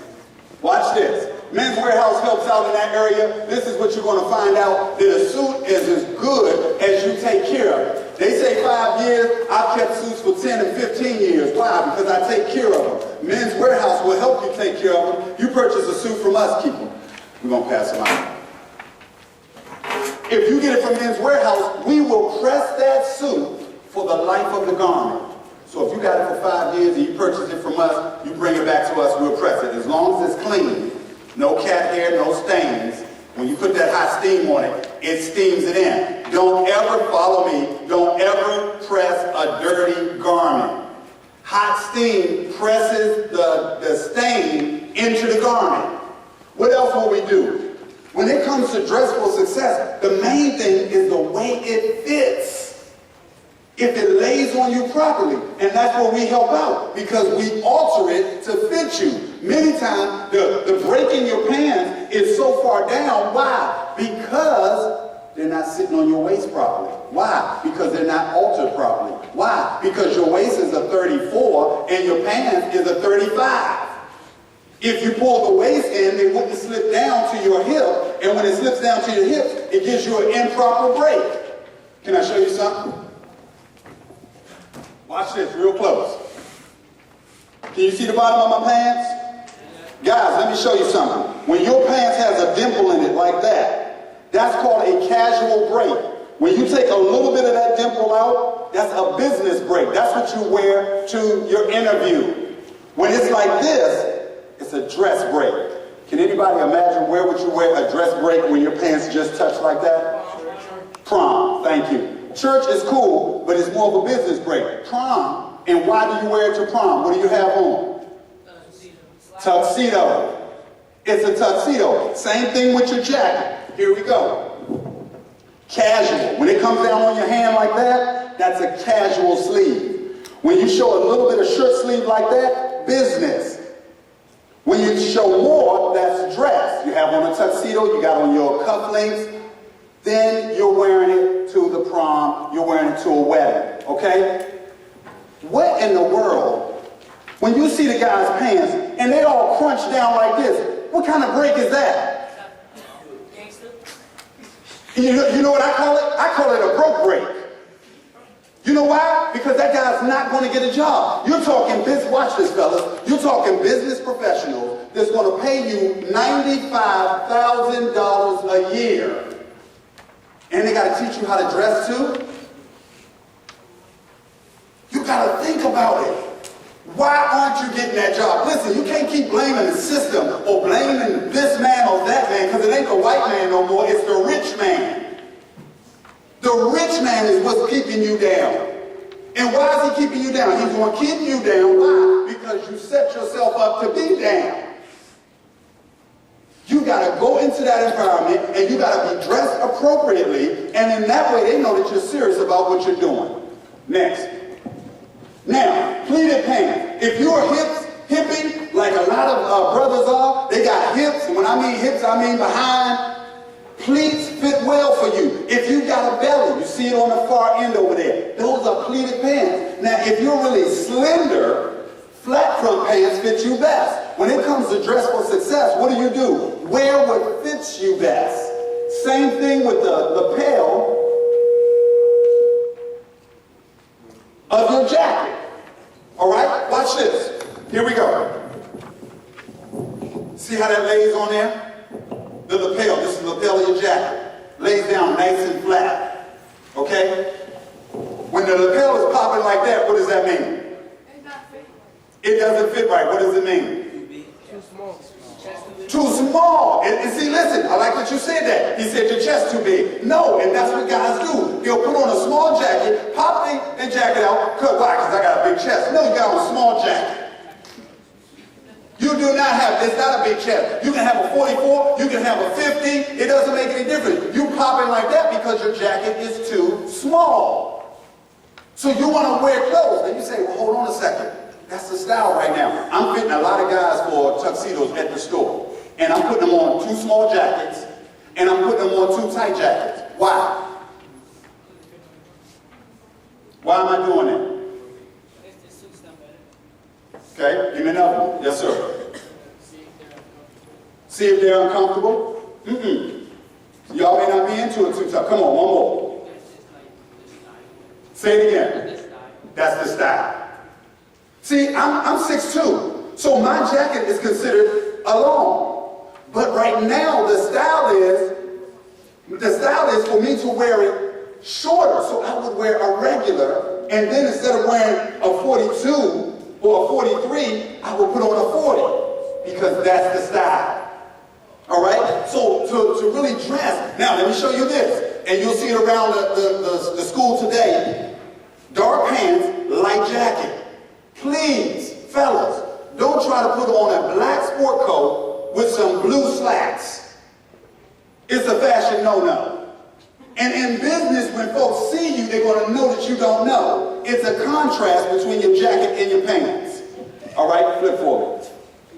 All right, we went over this already. Make sure, fellas, listen. I know what you do on Friday night. Do what you want on Friday night with your pants hanging down, with your underwear showing and all that. I understand. It's a phase we're going through. We're going to live through this. We're going to get to the next phase. However, when you go for that job interview and when you go to work, pull your pants up. Let them rest comfortably on your waist. Why? Because you're not just representing you, you're representing the company. Next. Shirts and ties. Right now it's popular to do pattern shirts or pattern ties with striped shirts. You got a lot of that going on. For your interview, what is the very best color shirt to wear? White, blue. not a striped shirt, not a pink shirt, not a yellow shirt. Why? A white shirt has said business for years. When you go into a store and you want to find a manager, what color shirt does he have on? A white shirt. Because it says business. He's in control. All right? Next one. Shoes. Make sure that your shoes, if you got on shoes, what is the main thing you want to do with those shoes? Well, somebody said tie them. That is good. But what is the main thing when it comes to presentation? What do you want to do? Polish the shoes. If you don't have polish, take a little bit of Vaseline on your hand and make sure them shoes are shiny. Not too much because it's going to stick dust and stuff to it. We got to do it right. You want to take care of what you have. Sometimes you can't get a new suit. I don't know about y'all, but first day of school used to be it for me. Used to love first day of school. Put on your very best clothes out of the 3 or 4 outfits that your parents brought you. Guess what? You put on the best one. Why? Because when you put on those nice clothes, it make you feel different. It make you think different. Okay? Accessories. Your belt and your shoes should match. Shouldn't have on black shoes and a brown belt. Why? It's just accessorizing. Same thing with your socks. I got on black shoes and blue slacks. What color should my socks be? And that's guys. They always black, black, black. The sock is actually an extension of your leg. Blue, blue. I know they look black because it's so dark, but that's how you do it. That's, again, just the formality of how we do it in business. All right? Last 2. Bam, jump through the ladies. 1, flip 1. Flip, flip, flip. Okay, last thing. How did I do on my jacket? If you're going for an interview, if you see a lot of wrinkles back there, why? Because I took it off in the car. If I show you my shirt is all wrinkly. Make sure you take it off in the car. Shoes, make sure they're clean and polished. Shirt, make sure it's clean and pressed. Press that shirt. I go around a lot of schools and the guys don't press their clothes. When you go for that interview or if you're going into a business, make sure you press your clothes. Make sure that your fingernails, we shouldn't be able to see that buffalo sauce from yesterday's wings. We shouldn't be able to see that under your nails. Remove all piercings. That stuff's coming all out of your mouth. You got junk coming out of your ear. You're going in this nostril, out that nostril, up. Man, take the piercings out. And let me tell you something. Love Mike. You got 2 teardrops under your eyes for the 2 people you killed. What you going to do with those tattoos when you go for that interview? Cover them up. It's called concealer, makeup. Nobody wants you in front of an industrial bank asking folks if they want a loan and you got 2 teardrops under your eyes. Yeah, you want to take out a loan? They don't want to be the 3rd teardrop. They're like, yeah, I'll take out a loan. Cover them tattoos up. Listen, and this big jewelry, we got a lot of big jewelry going on right now. Big watches, big chains, and things of that nature. Listen, take that stuff off. It's not interview appropriate. You don't want that big Ben watch. Your watch gone every time the hour is boom. You don't want that right in the middle of your interview. What are we going to do with cologne, fellas? How many puffs? How many little squirts? You don't want them. You can't smell your way into a job. All right? Make sure it's only boom, boom. Put a mint in your mouth. A lot of things, chemicals are released when inside your body when you are nervous. So make sure that you pop a mint in your mouth. Go into the bathroom and fix your hair. And let me tell you something. If you got some of these creative, and I'm seeing a lot of creative hairstyles, hair just coming out all kinds of ways, make sure that it's business appropriate. Some folk are not going to hire you. They're not going to tell you this, but they're not going to hire you. Why? Because they don't want that creative hairstyle in their business. We don't roll like that. They'll make up some other reason, but it could be that hair. When you walk around that establishment, look at how the folks are dressed. We had a saying back in my Heckinger days. We'll say, that gentleman right there, that's Heckinger people right there. Listen, you just reminded me of something. Thank you for yarning while I was doing my presentation. Here, help me out again. Take them, pass them on that side. One thing you don't do in a speaker's face is yarn. If you're doing an interview, please do not. See, I ain't got no calves. I'm 51 years old, no calves. You don't do that. So that's what you're saying. You are boring me. Up here sweating, trying to do the best I can. He looked right at me and said, you ain't got no cavities. All right. What is the last couple of things you're going to do? Before you leave that person's office, what's the last couple of things you're going to do? 1, shake their hand. 2, say thank you. And what else? Have a nice day. I like that, but that's not number 3. Come on, use it. You got the cheat sheet right in front of you. What are you going to do? Eye contact. I like that. Number 3, what are you going to do? Ask for a business card. Fellas, please learn to speak up. Listen, this is what he said. Ask for a business card. Ask for a business card. Who's your favorite team? Anybody? Who's your favorite team? Golden State Warriors. That's how you got to talk. Golden State Warriors. Let folks hear you. That mumbling thing is not going to... You know what I'm saying? No, you know what I'm saying. You're going to see it. Read those. Listen. Get that in your mind. All right? Any questions? I got time for one question considering dress for success. What's that question? Say it again. I like that because what I call when you got a yarn in a businessman's face, you eat that yarn. Eat. Y'all know how to. You can't excuse yourself. That's one of the points on here. You don't leave. I had a young man, I was doing this session today, he got up and went to the bathroom. Whoa, where you going? You're a full-grown young man. You can hold that for my 20 minutes. I just didn't want to do that to him, so we had to keep it moving. Listen, eat the yarn. Why? I'm trying to get a $50,000 job a year. I see you staring off into space like I ain't paying you no attention. You listen to me now, you'll listen to me later. Young men, young black African-American men with attitudes already. 12 years old, he got an attitude. Oh, okay. Listen, fellas, dressing for success is more of your attitude than it is what you're wearing. You can wear clothes straight out of the thrift store. Everything you got came from the thrift store. But guess what? It's the way you present yourself. You can make a $99 suit look good, and you can make a $1,000 suit. We got sport coats in the men's warehouse that cost $1,000. Just the sport coat. Sure they do when it's on sale. I get one too. What was the question? Ready? That's it. Time's up, fellas. Thank you so much. Thank you so much for the way you look. Take that home. You want to show it real quick? Let me show it to you real quick. I'm going to do it real quick. Fellas, watch me close. I got guys coming to the store. They spend $1,200 on apparel and cannot tie a tie. Watch this. This is what got them beat. Watch this. Right? All I'm doing, take this up and under. This is one way. It's about 4 or 5 different ways. Take this out. Now watch this. All I'm going to do, go all the way around. All right? I went all the way around. Now what am I going to do? Go up under.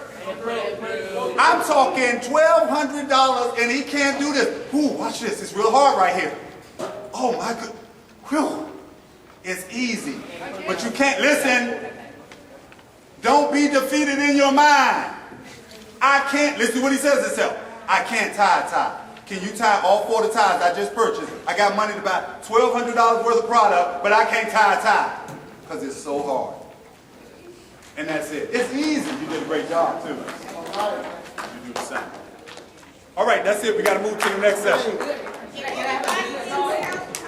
This way, on this side of the dimension. Come this way. Come this way. Come this, on this side of me. Right there, that's fine. Eyes here. Eyes here. If someone's short and tall, tap on the shoulder, have to move backwards. Eyes here, gentlemen. Eyes here. I want to see everybody's face. Eyes here. Don't worry about it. We'll get you the next one. Eyes here. You in the picture? Okay, scoot back to them. Scoot back to them. Squeeze in like we know each other.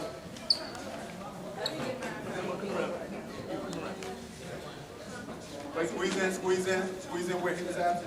Okay, everybody take one step back. One step back. One step back. One step back. Eyes here. One step back. Put that on, gentlemen. Eyes here. Let's do it. Smile. You gonna tie that? Eyes here, gentlemen. All right.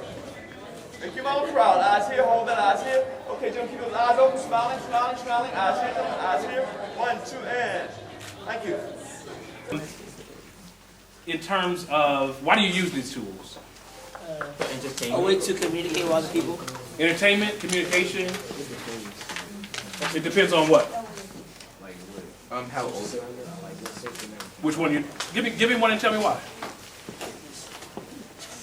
It's just us. You can do it for business. I want to know what you use it for. Snapchat, okay. I won't say that out loud. I got you. I heard you. I'm going to use like YouTube. I might use it for entertainment and then sometimes informative. Okay, information. So I've heard communication, information, entertainment. Anybody else? Any other thing? Give me a network and a use that you've used. A reason that you use it. Twitter, something to communicate with other people and something funny. Okay, so communication and entertainment. All right. Yes, sir. Twitter, I use it for like catching up with news and things that are going around in the community. Okay, news, current events, information. How many active users do you think there are on Facebook? Give me some guesses. Give me some ideas. Go ahead. 1,000 people. You can't be wrong with that one, right? At least. 13 million. 13 million, sir? About maybe 10 million. 10 million? No, 10 3 billion. Two more. How much? 3 billion. 3 billion? Yeah. 50,000? Last one. Stop calling me. How many? 2 million? Let's see. We've got 1 billion. 1 billion. 1 billion.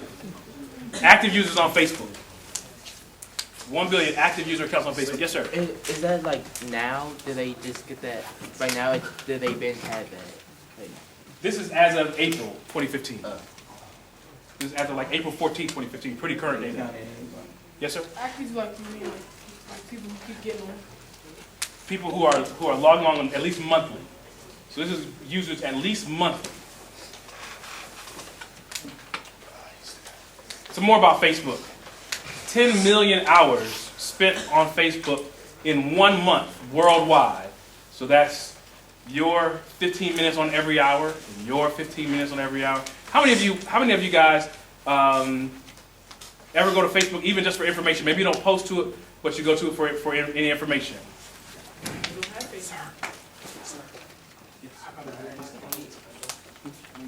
Okay. So you guys understand what we're dealing with, because it is one of the largest social media network. There are about 40% of worldwide users who are active on Facebook within a given month. 40% of those people check Facebook within an hour of waking up. That's how impressed society is with social media. There are approximately 3 million posts to Facebook specifically.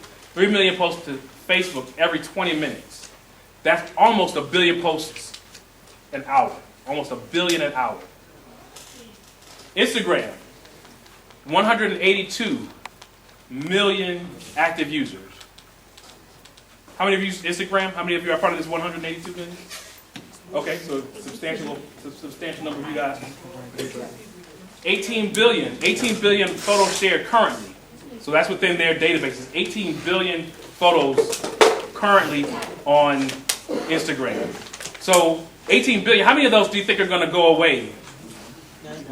None. Zero, exactly. 0%. It would not be beneficial to social media companies to have any of their social media content actually go away, right? Average number of photos uploaded daily in Instagram, 58 million. 58 million a day. This just gives you an idea of how large, how massive the data is within social media networks that you guys are consuming. Some of you are contributing and some of you are consuming. Snapchat, 700 million photos per day. This is an interesting statistic about Snapchat. How many of you use Snapchat? Okay, so between the ages of 13 and 17, how many photos do you think get uploaded per day from users between the ages of 13 and 17? Sir? 19,000? Sir? 60,000. 60? You said per day. Per day. So out of the 700 million, how many of that 700 million are uploaded by users between the ages of 13 and 17? Like 500 million. 500 million? That's insane. Yes, sir. Well, it's got to be lower than 700 million, right? Because that's the total. We're talking about a lesser number than that. Yes, sir. 600 million. 600 million? You guys are actually pretty close. 350 million out of 700 million. Demographically, 13 to 17-year-olds make up a full 50% of Snapchat's user base. Now, this is worldwide. The United States, the UK, and Ireland are the top 3 countries that utilize Snapchat. But worldwide, out of the user base of Snapchat, 50% of those doing these 350 million daily photo uploads are between the ages of 13 and 17. How much damage do you think, how much damage potential do you think there is for that demographic? So 13 to 17-year-olds that are posting 350 million photos to Snapchat every day. There's sooner or later, there's going to be, somebody's going to have, the likelihood is great that somebody's going to have a big problem with something that made its way on a Snapchat. Today I want to talk to you guys about some common sense that unfortunately doesn't seem to be so common among us. So we're going to talk about really 9 things that I want to make sure that you guys know about and understand. No judgment here, no decision making here from my standpoint, but I want to make sure that you guys are properly educated on what's going on in social media so that you can make the most appropriate choice for you. First thing I want to talk about is posting illegal activities. How many of you understand what posting illegal activities are? Like touring, like posting games like on websites. That's what. Okay. Other people. Social media, using social media for illegal activities, posting illegal activities. Yes, sir. Oh. Using drugs. Okay, so pictures of drug use. Robbing stores. Robbing stores. Okay, so pictures and postings of illegal activity. I'll get you and then you. Yes, sir. Go ahead. Like in the movies. In the movies? Tell me more. I want to make sure I understand. People like stream the videos. Like, Okay. So illegally streaming videos. Yeah. Like domestic violence. Domestic violence. Right. There are lots of things. How many of you have actually seen some of this activity on social media? Okay, so you have some hands-on experience with it as a consumer at least. So posting illegal activities. These are and one of the most common things that we see in terms of abuse of social media. When people are posting illegal activities, some of them are very basic, but nonetheless very, very obviously illegal. Underage drinking, illicit drug use. When you're 14 years old and you're in a picture with 3 other people with a red Solo cup in one hand, and we can barely see your face because of the smoke that's in the air on the other hand. That's a problem for anybody who gets on that photo, not for the person who posts it. Can everybody understand that? Yes. The problem with social media is not just who posts content; it is who is in the content. Does that make sense? Yeah. We'll talk about that a lot more with this. Bullying. How many of you have experienced bullying on the internet, on social media specifically? Either as an individual, or maybe you're just kind of a quiet antagonist, an onlooker. Tell me about it. I would play PlayStation, and this one person would always kind of just call one of my friends either a name, antagonize him, and then just throw profanities at him. And then every time we would say, because you can report people for doing this, he would always say, "Don't do it," and just change his mind. And then once we decide not to do it, then he keeps doing it, and then yeah. So it goes in cycles. Yeah. Now, anyone else experience bullying on social media? Sir? Yeah, that happened to, like, when my friend did, it was like something, way like worse than that. He actually like it got so bad that the dude who was making fun of my friend on the PlayStation, he actually hacks. So he hacked my friend's thing and took all his achievements out, and and all his friends are like gone and everything. So like he actually messed up too. So he had to throw out his system and get a new one, and it was just a bunch of stuff like that. Okay, so all kinds of negative consequences. Yeah. Anyone else experience social media bullying? The social media bullying is a big problem because people think that they can get away with it. They have, in many cases, they find a following. There are. How many of you have ever read a bullying post on social media? What do you mean? I mean, how many of you have read social media posts that involve bullying? Yes? Like on Twitter, like they be retweeting like a picture, like this person been bullied, like give info about it, and like retweet this, like make this trending. So you see the stir, you see the spin that comes from that activity. You had a statement you want to say? Mm-hmm. Go ahead. I'll say that again. People get exposed. Okay. Yes, sir. In my school, my ice skating, this girl hair fell off. Everybody's making fun of her. Okay. So they just antagonize it. Everybody kind of dives on board, even if you're not reposting it or adding to the conversation. You're now using it as a source of entertainment. You're now watching it just to see what happens and what goes on. It's a big issue. As it pertains to the internet, as it pertains to social media, people feel like they can do and say anything because they're not in front of an individual. But sometimes we have to remember that distance can be closed very quickly. We're going to talk about how that happens in a little bit further down. Trashing teachers and leaders. Anybody seen that on social media? Anybody ever seen somebody expelled or somebody suspended from school because of derogatory statements they made about a teacher? Yes, definitely at old school. But when I was like in maybe 4th grade, somebody had made a comment on social media, and one of the kids in my class had showed it to the teacher, and he had got expelled. Okay, for something that he said Yeah, on social media. There was a teacher, and then also to another student. Okay. Yes, sir. Last year, like somebody posted something on like Instagram.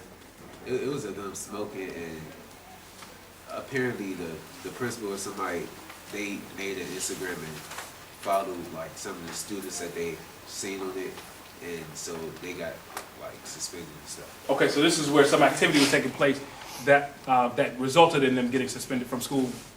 Okay, so when we're talking about trashing teachers, this is just another big problem. People think that because they are in their feelings, that they can just post anything they want to social media and that there are no ramifications.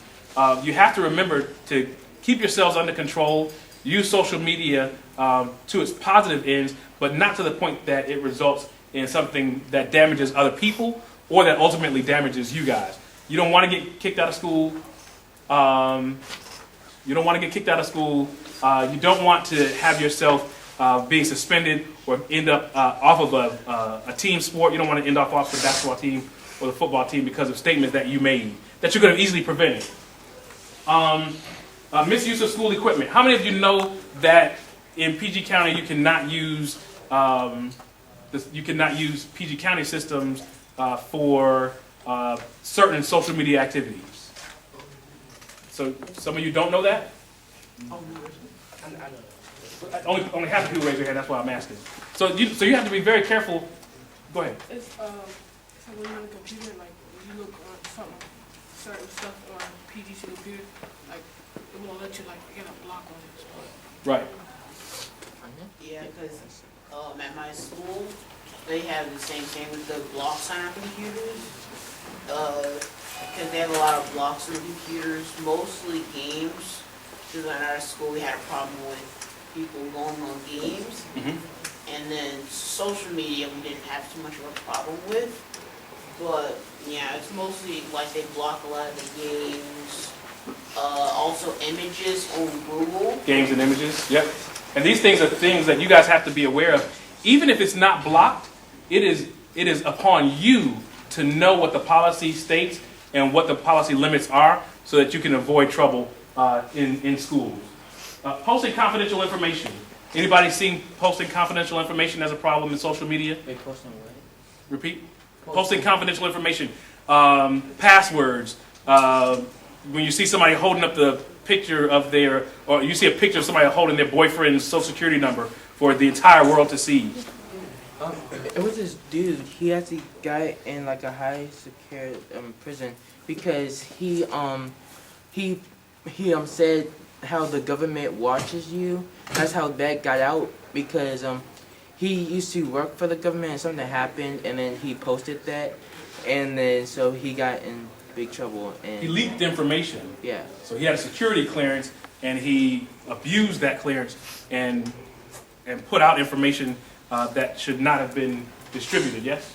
Like if you was to show a location of like someone, if someone lived, or for like a police officer or anyone who worked in the government, to show like a password lock or inside of like a case inside there, right. or for the bank.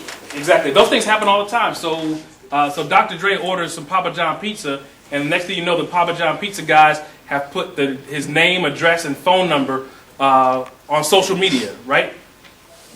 Those things are going to come back on everybody involved, the individual, the company, and the person who this was done against. You had a question? Like, if somebody works in the army and they have to go to training, if they post where the training is, because like they're not allowed to know, so if they like find out and post it like where it is, they can get information. Certainly, any classified information, right? Yeah. So again, these are things that you have to be careful of and just be mindful of. Be mindful of not only thinking in advance about what you should and shouldn't do, but also thinking about the consequences of doing it. Yes, sir. Okay, yes. Like, did you see something about Papa John's?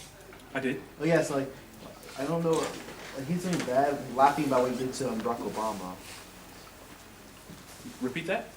Okay, you know what he said calling about Mr. Obama, Mr. President names. Remember that? Okay. Vaguely, yep. Yes, And that happens all the time. That's why my mother doesn't like Papa John's. Okay. Well, I thought she was like, did they put something bad in pizza? That's what I thought. No. So, who talks about location? Who mentioned something about putting a location of something? TMI, too much information. Using social media and broadcasting too much information.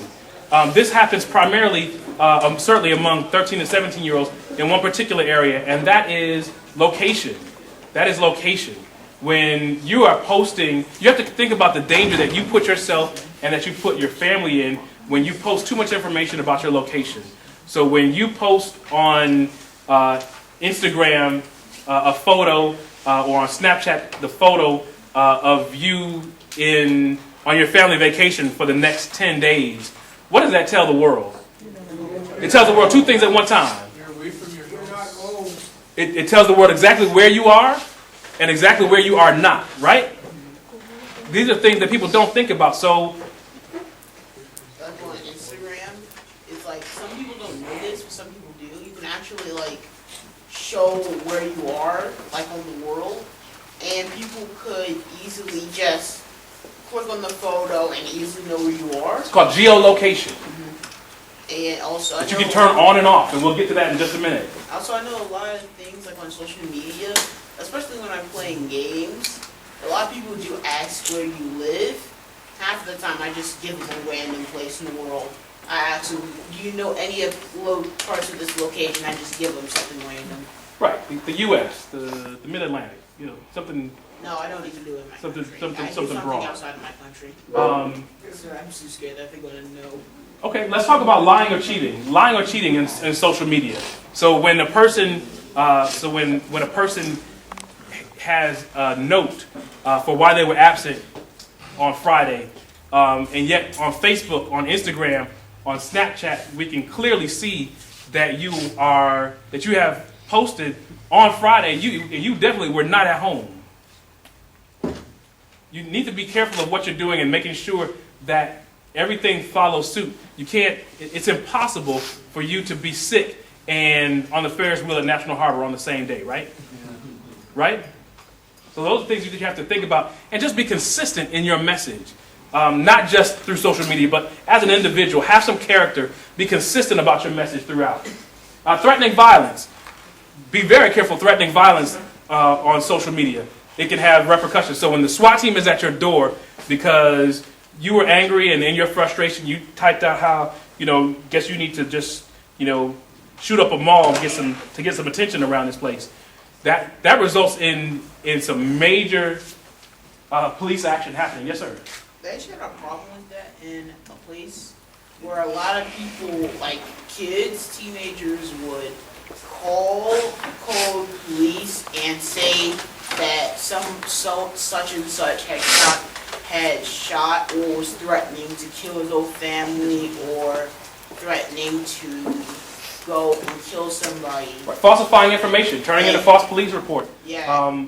All of those things. But then when you're threatening violence to another person, there's obligation from both law enforcement and from other people within our community to respond to that, right? We don't want those things to come back on us. We don't want those things to come back on you. Relying on privacy settings. You can't just assume that no one can see your profile. How many of you know about how to control your content on Snapchat? So again, think about this. So 50% of all of Snapchat's worldwide activity occurs every day from youth between the ages of 13 to 17, right? We talked about that, right? Yeah. To the tune of 350 million posts. There's no way to control it. And an overwhelming majority of you are among those contributors. You have to be careful of what you're putting on the system, and you're putting a lot on it if we're talking to the tune of 350 million posts. When we talk about too much information, control your settings. How can you control privacy in your social media networks? I know you can. I want you to, that's rhetorically, I want you to think about how to control those privacy settings. I want you to think about turning off geolocation so that when you take a photo, we can't just open the image and be able to see exactly the latitude and longitude of the location where that was taken. These are things that serve to protect you both individually and immediately, but then also long term and as a community. You don't want people knowing where you are because, of course, they know exactly, just like they know that you're not at home, if somebody wants to find you, if somebody's looking for you, they know exactly where to find you. These are the things that predators use. These are the exact things that predators use to find out where you are, as well as where you weren't. When we talk about privacy settings, we want to make sure that you guys know how to control some of the data that you're putting on there. And if you can't control it, then you have to double think whether you want to post to that social media network at all. What happens when you post the wrong thing and it stops you from getting admitted to college because of a picture you put up, or because the person that you were with on a picture you put up, or worse yet, because of where you were when someone else put a picture up and tagged you in it? This can affect a lot of your life. This can affect your entire future.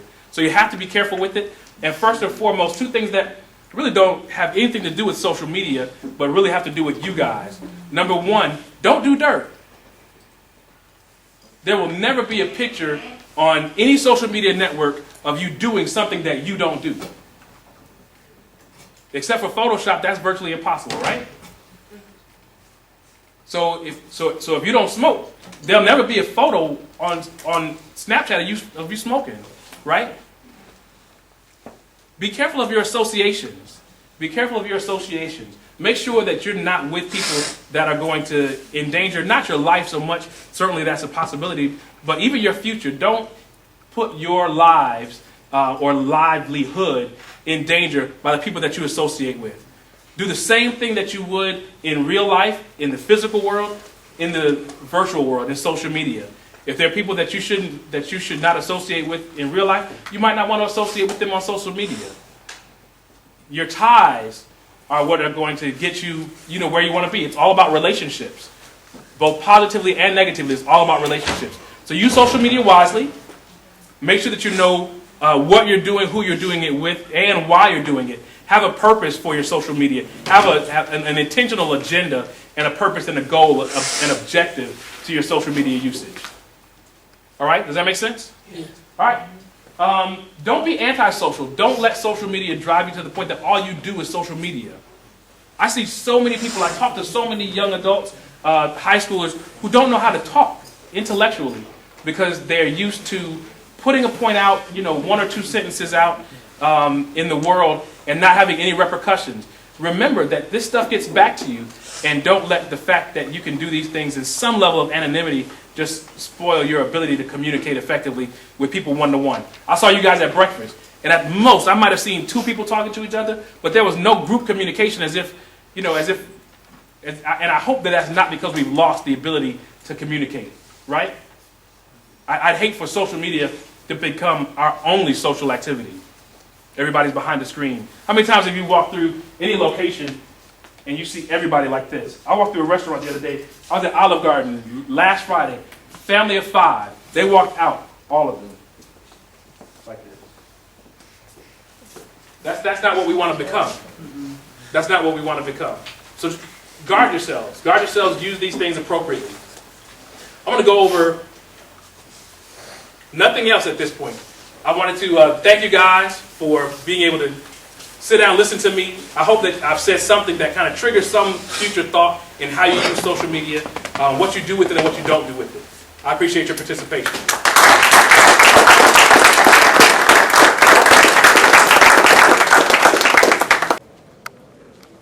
All right, great.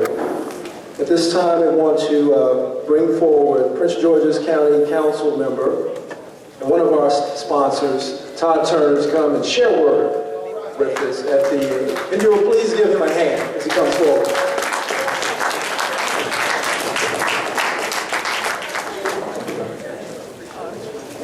Good afternoon. How's everybody doing so far? Pretty good, pretty good. You guys still paying attention? After lunch is the hardest part, because all the blood is going to be rushing to your stomach. It's going to keep your head up. But I think this afternoon sessions will provide you some additional information for you to be able to be successful, and that's one of the reasons that you're here today.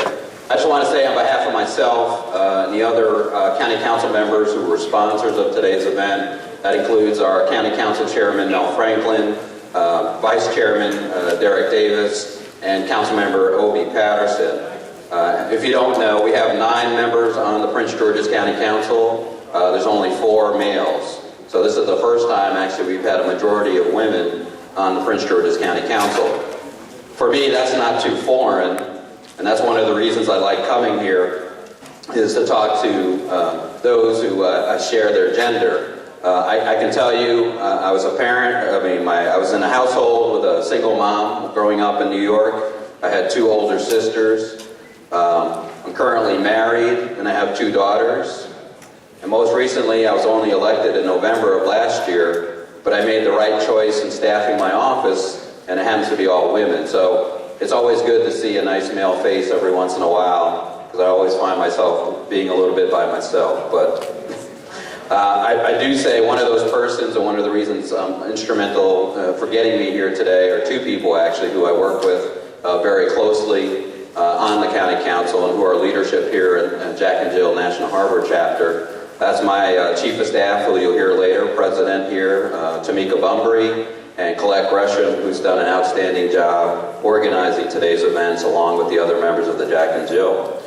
So what I wanted to do is just encourage you. Today is just a day for you to explore some of the things that you have to do and have to feel and have to consider as a young male, African-American young male here in Prince George's County in Maryland in the United States. All of you can look around, and I know we have a session this afternoon talking about how you deal with authority figures, and we have some great role models here to talk to you, including our Prince George's County Sheriff, Melvin High, who's here. Our Prince George's County State's Attorney, Angela Also Brooks, the first female to have that position.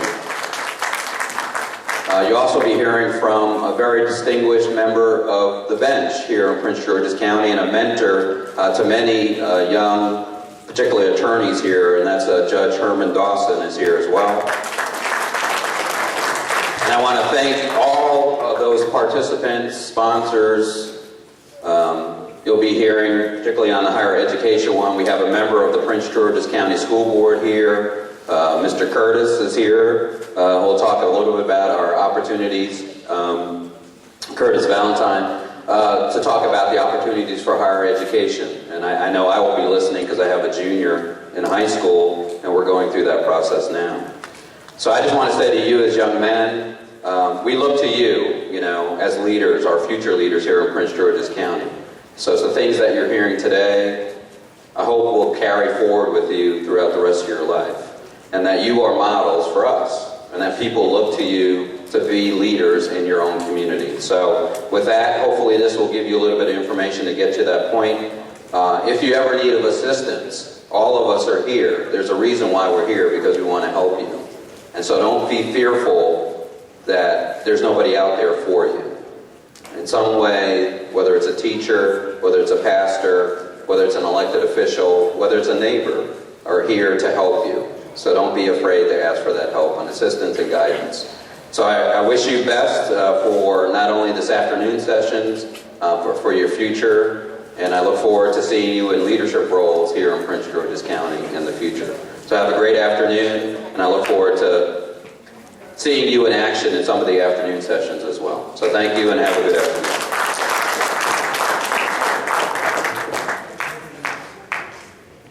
The panel, so if you're on the panel, please come forward and take a seat.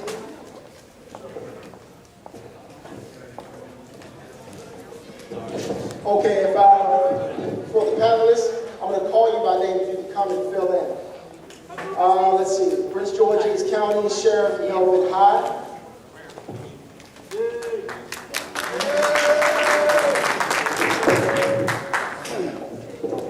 Prince George's County State Attorney Angela Also Brooks.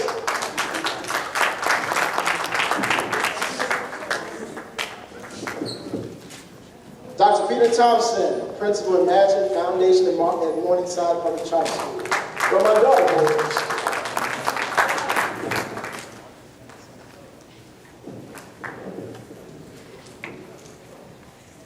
Judge Herman Dawson, which you're always good to see. Prince George's County Circuit Court Judge.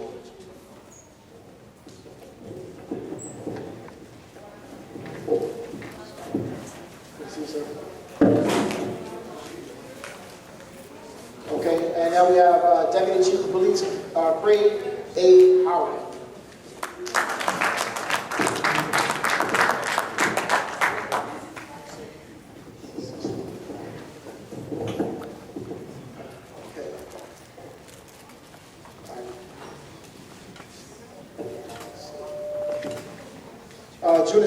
Judith Fletcher, who is a Jack and Jill dad, and he is from the District of Columbia Police. Come on in.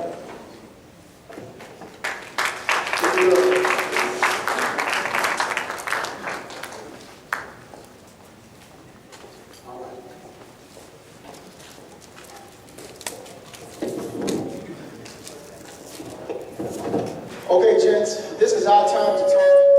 This is our time to talk very clearly.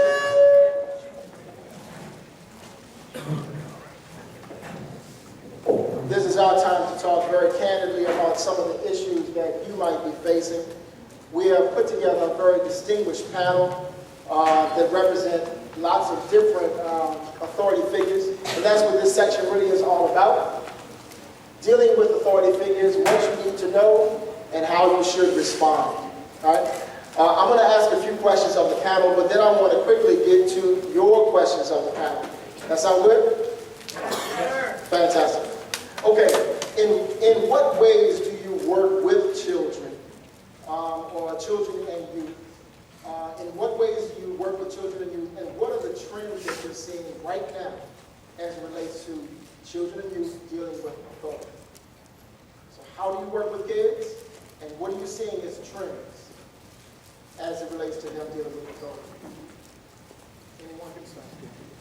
I will start with, I am the Chief Juvenile Judge in Prince George's County Circuit Court.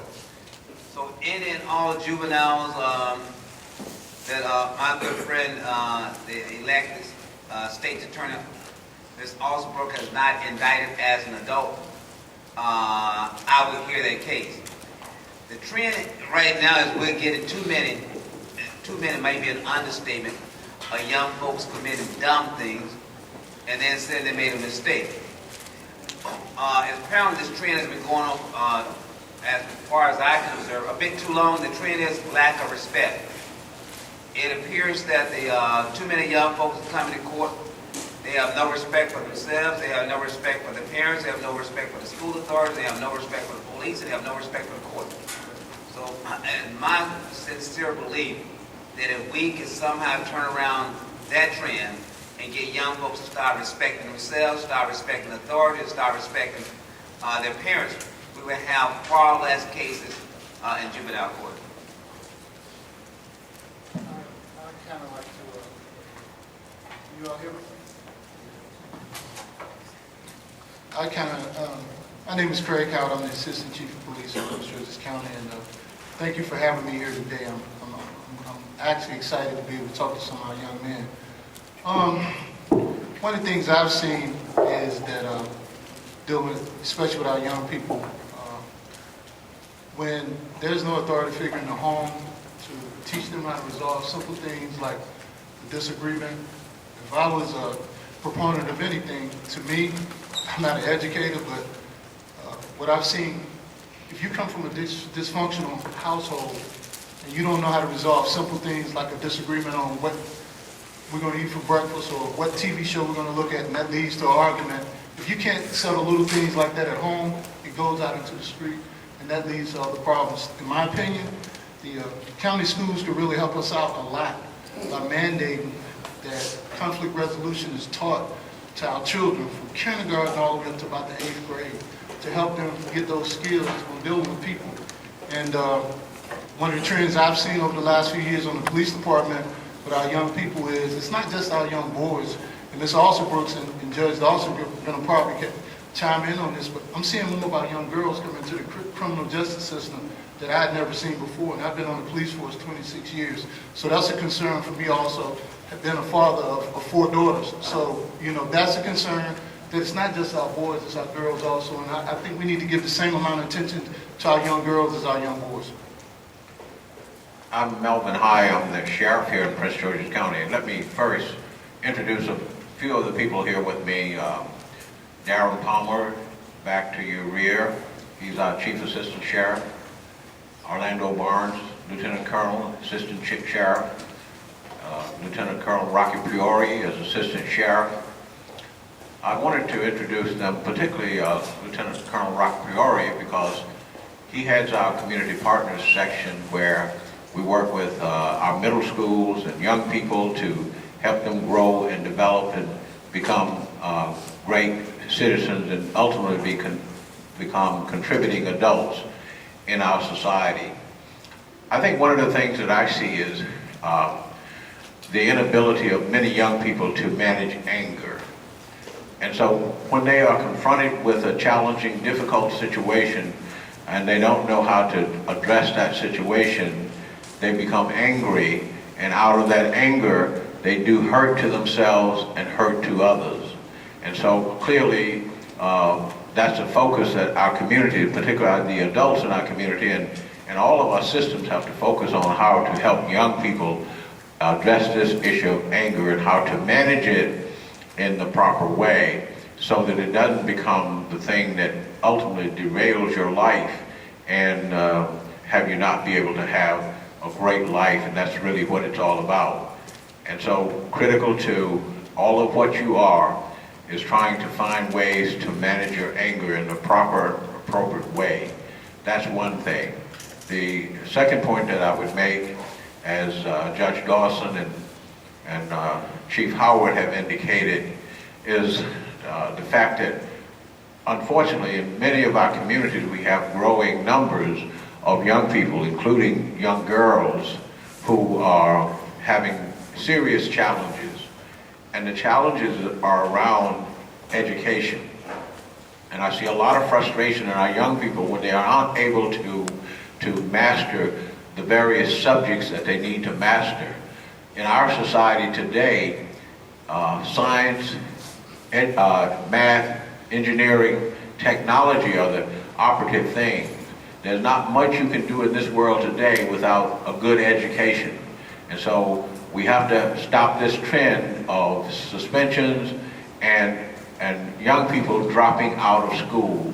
They have to stay in school, and as adults, we have to make our school systems better so that they are effective at educating our young people, so our young people develop the skills and the knowledge and the abilities that they need to be able to contribute and survive and sustain themselves in this challenging world. All right, good afternoon. I want to say that to the young men, how great it is to see you all here this afternoon. I think that it speaks volumes about you, that you care enough to come out and to be a part of something like this. So I want to congratulate all the young men who are here today. I am Angela also Brooks, and I'm the state's attorney here, so I'm the prosecutor for Prince George's County. And we have lots of programming for children. One of the programs that we are now really interested in and excited about is called I Belong Here.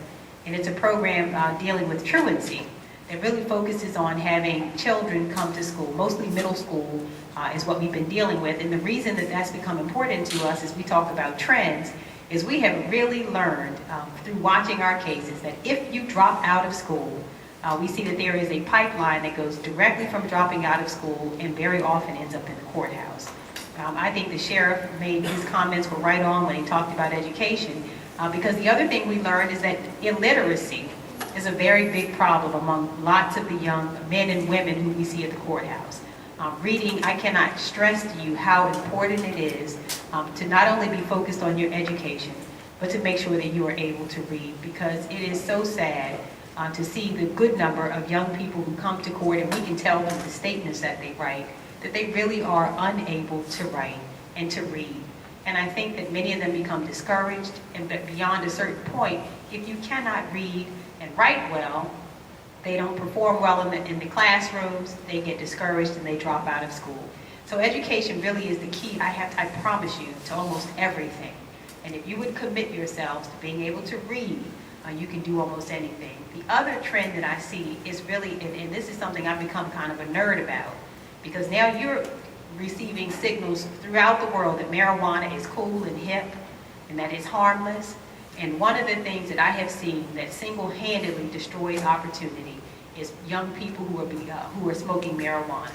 I can't tell you how many cases we see in the courthouse every single day. And I'm sure that Judge Dawson will tell you as well, these young people who spend all their days smoking marijuana, and they are unproductive, they become addicted, many of them graduate on to other drugs, but it just wreaks havoc in the life of so many, in the lives of so many of our young people. And so I urge you, I just beg you, trust me, don't trust your friends who say to you, oh, it's harmless, it's kind of cool. It is not. It is doing great damage to the minds and to the energy and to the ambition of so many young people. So just if a friend offers it to you, that's not a friend. Please reject when they offer it to you, just reject it. And again, I say focusing on school is very important.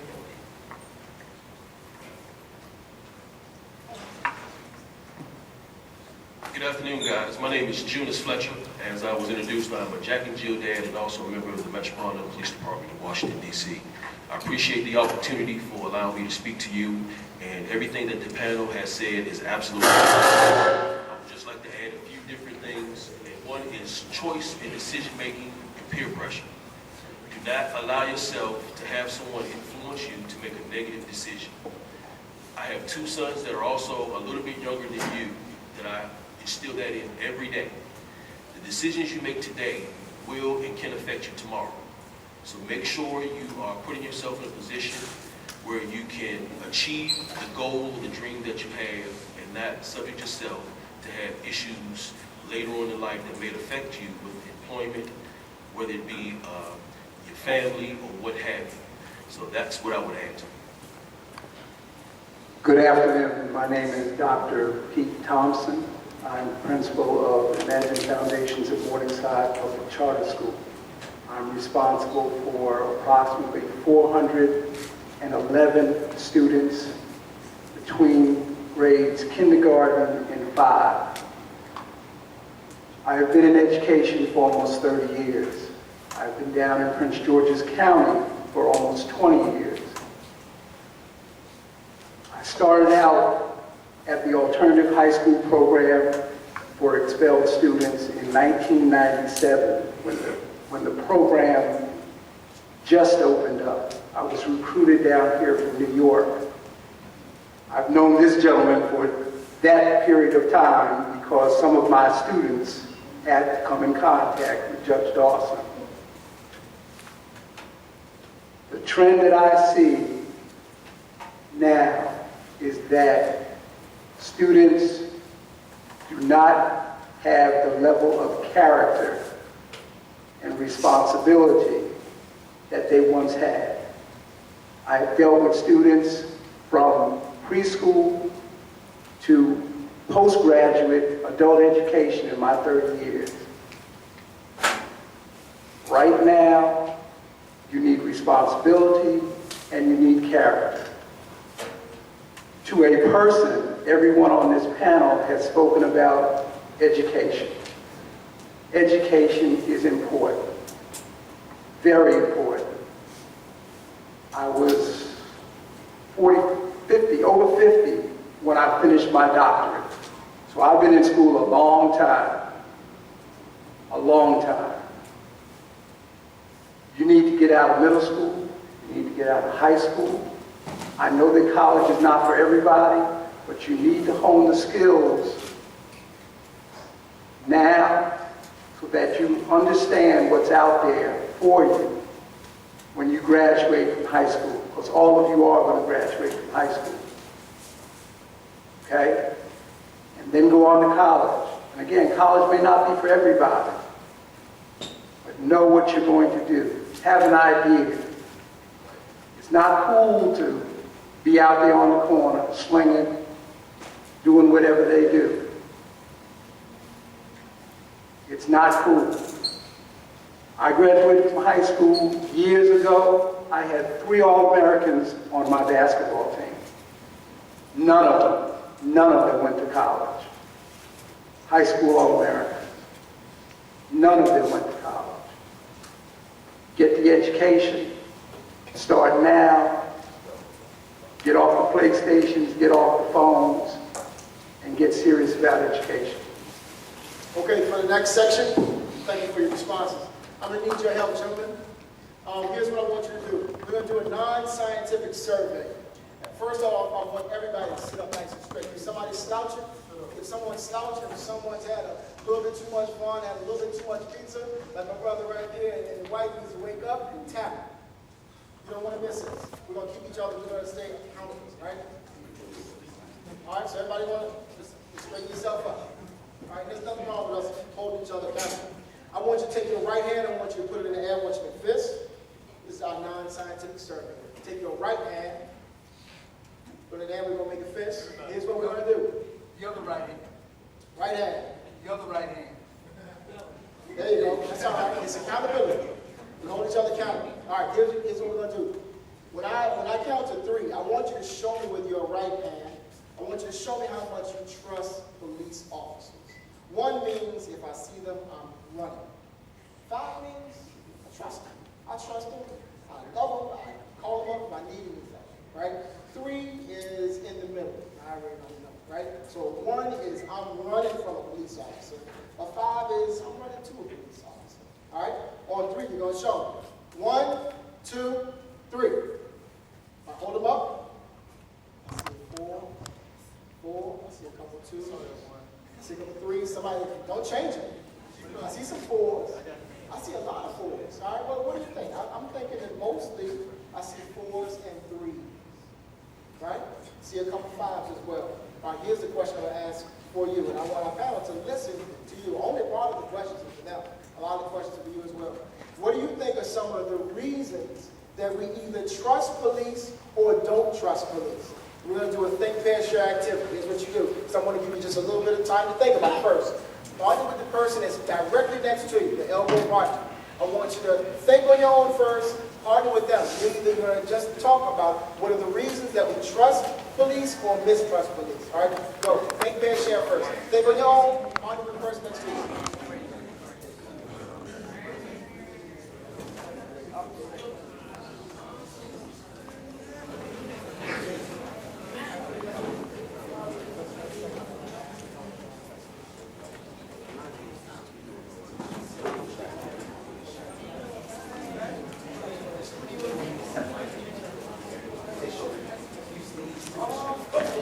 Okay, now I'm coming to you. I want to hear from you.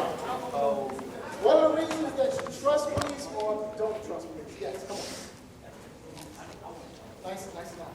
The reason I trust police is because they're on the safe side, and the reason I mistrust police is because some police are still racist, and some of them are serial killers and try to be police to kill more people. So some of them are racist? Yes. How do you know?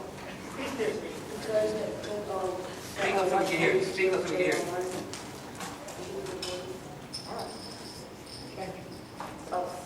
Hold on for a moment. Listen, right? I want you guys, I want us to listen to them, but I want them to listen to you as well. This is our time for us to really talk to them, all right? Tell them why we trust them, tell them why we don't trust them. I trust policemen because they're obviously here to help, and they're always there to talk to you. And sometimes people may mistrust them because the way that the media are portraying them to be, and they're making them seem like they're bad people. Very well put. The young brother brings up the idea of the media. If all I knew was what I saw on television, I might be afraid as well. Let me get a couple more responses. Why do we either trust police or mistrust police? I kind of trust them because, I mean, they're on the same side, but some I'm a black young man, and there are some racist cops out there though, but how do you know?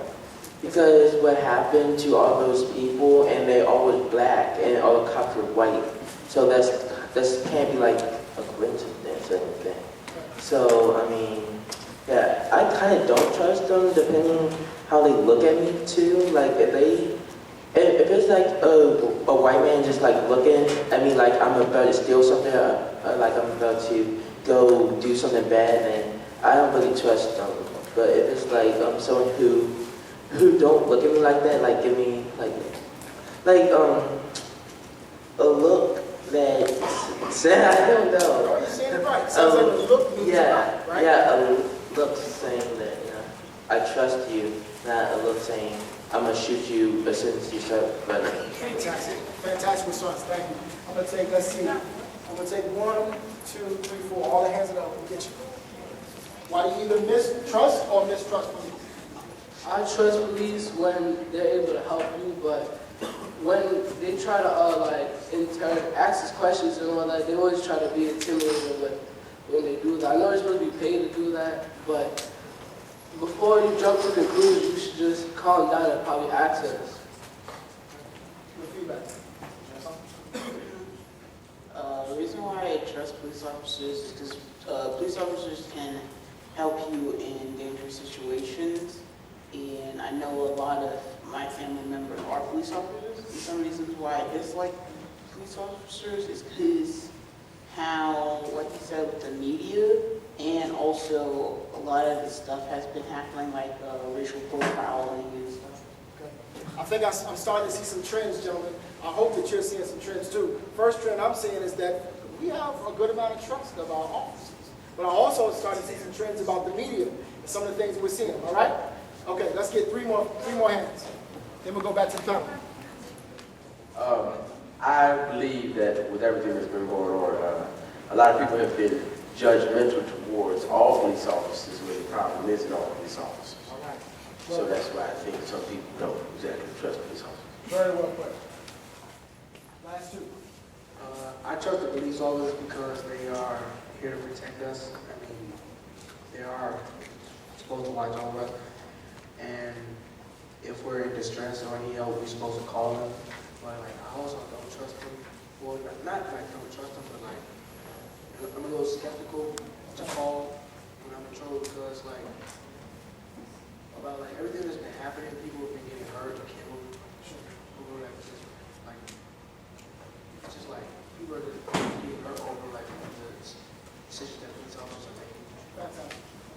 racism is justified. Last person, bring us home. I believe that as a black man in America, sometimes you have to,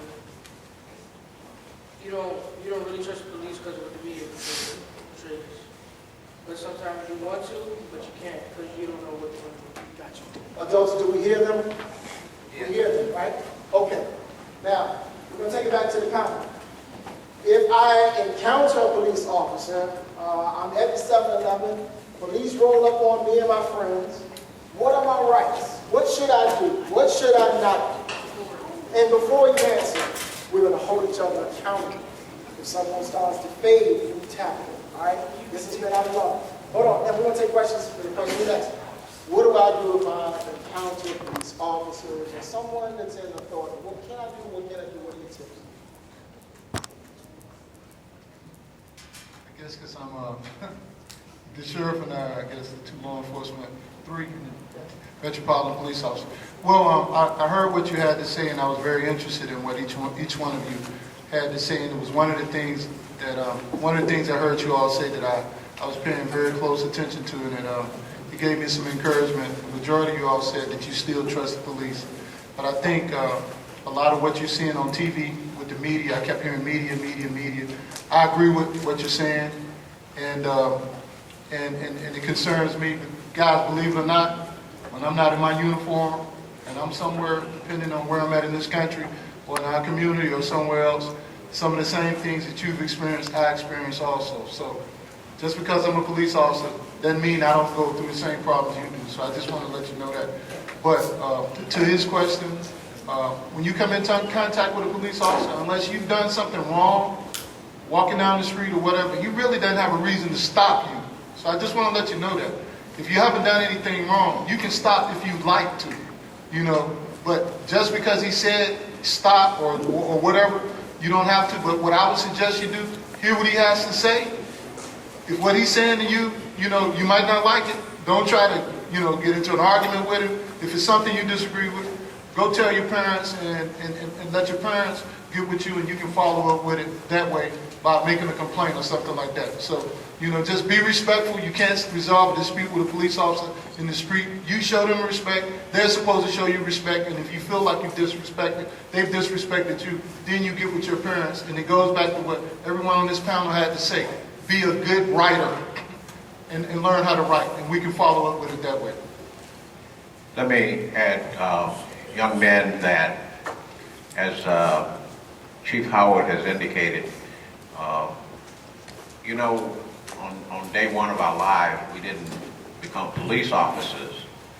And so we've lived the same experience that most of you have lived. And we've had to deal with the world as it is and how it sees us. But the one thing that I would just say to each of you is it starts with respecting yourself, and generally if you respect yourself and you carry yourself in that way, others will respect you. So that's a critical thing that you can do to help yourself. And then when you encounter police, I think you have to understand what the police are about. You, your parents, all of our community hire police officers to go out and protect our communities, keep our communities safe, etc. And so in doing that, how do they go about doing it?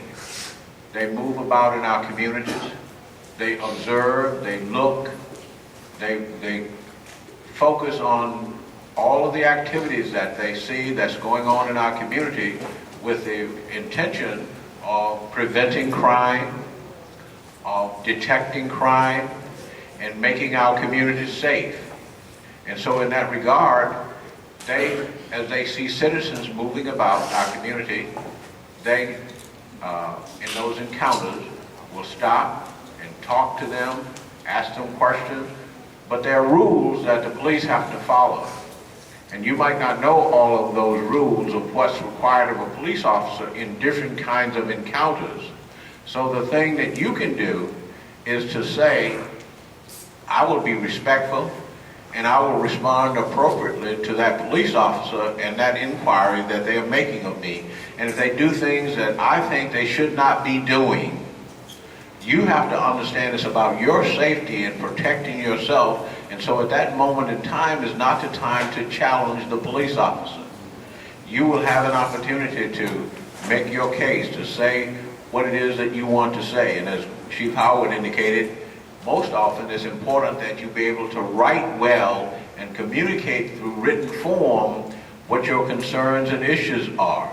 And so you will have a forum to say, that police officer mistreated me and here's how they did it.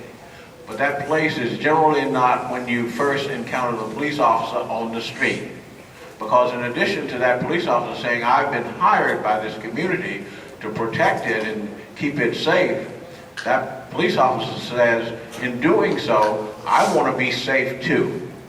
So in their observations of people that they see moving about, they say, what is that person doing that might make it unsafe for me? Because I want to go home to my family this night as well. And so I'm going to protect myself. So in that regard, you have to understand that at that moment in time, that you don't create a confrontation, you don't challenge the police officer's authority, you respond to them in an appropriate and respectful way, and when you do that, it generally will turn out good for you. And if it doesn't, and they make an arrest, it might be a false arrest, but you will have an opportunity to make your case for that. Generally, though, I'm saying to you, to make that case on the street through confrontation and challenge does not serve you well. Let me say, if nothing else that you've heard, you are not going to win that confrontation on the street. I want to make that absolutely clear. No matter how smart you are, no matter how right you may be, you are not going to win that confrontation on the street. What you all may or may not know, the officer may be doing an investigation. And you may or may not fit the general description of what has been given to the officer. You all don't know, not unless you were there. What I would like to emphasize, when you are first approached and you encounter an officer, yes, you can keep going.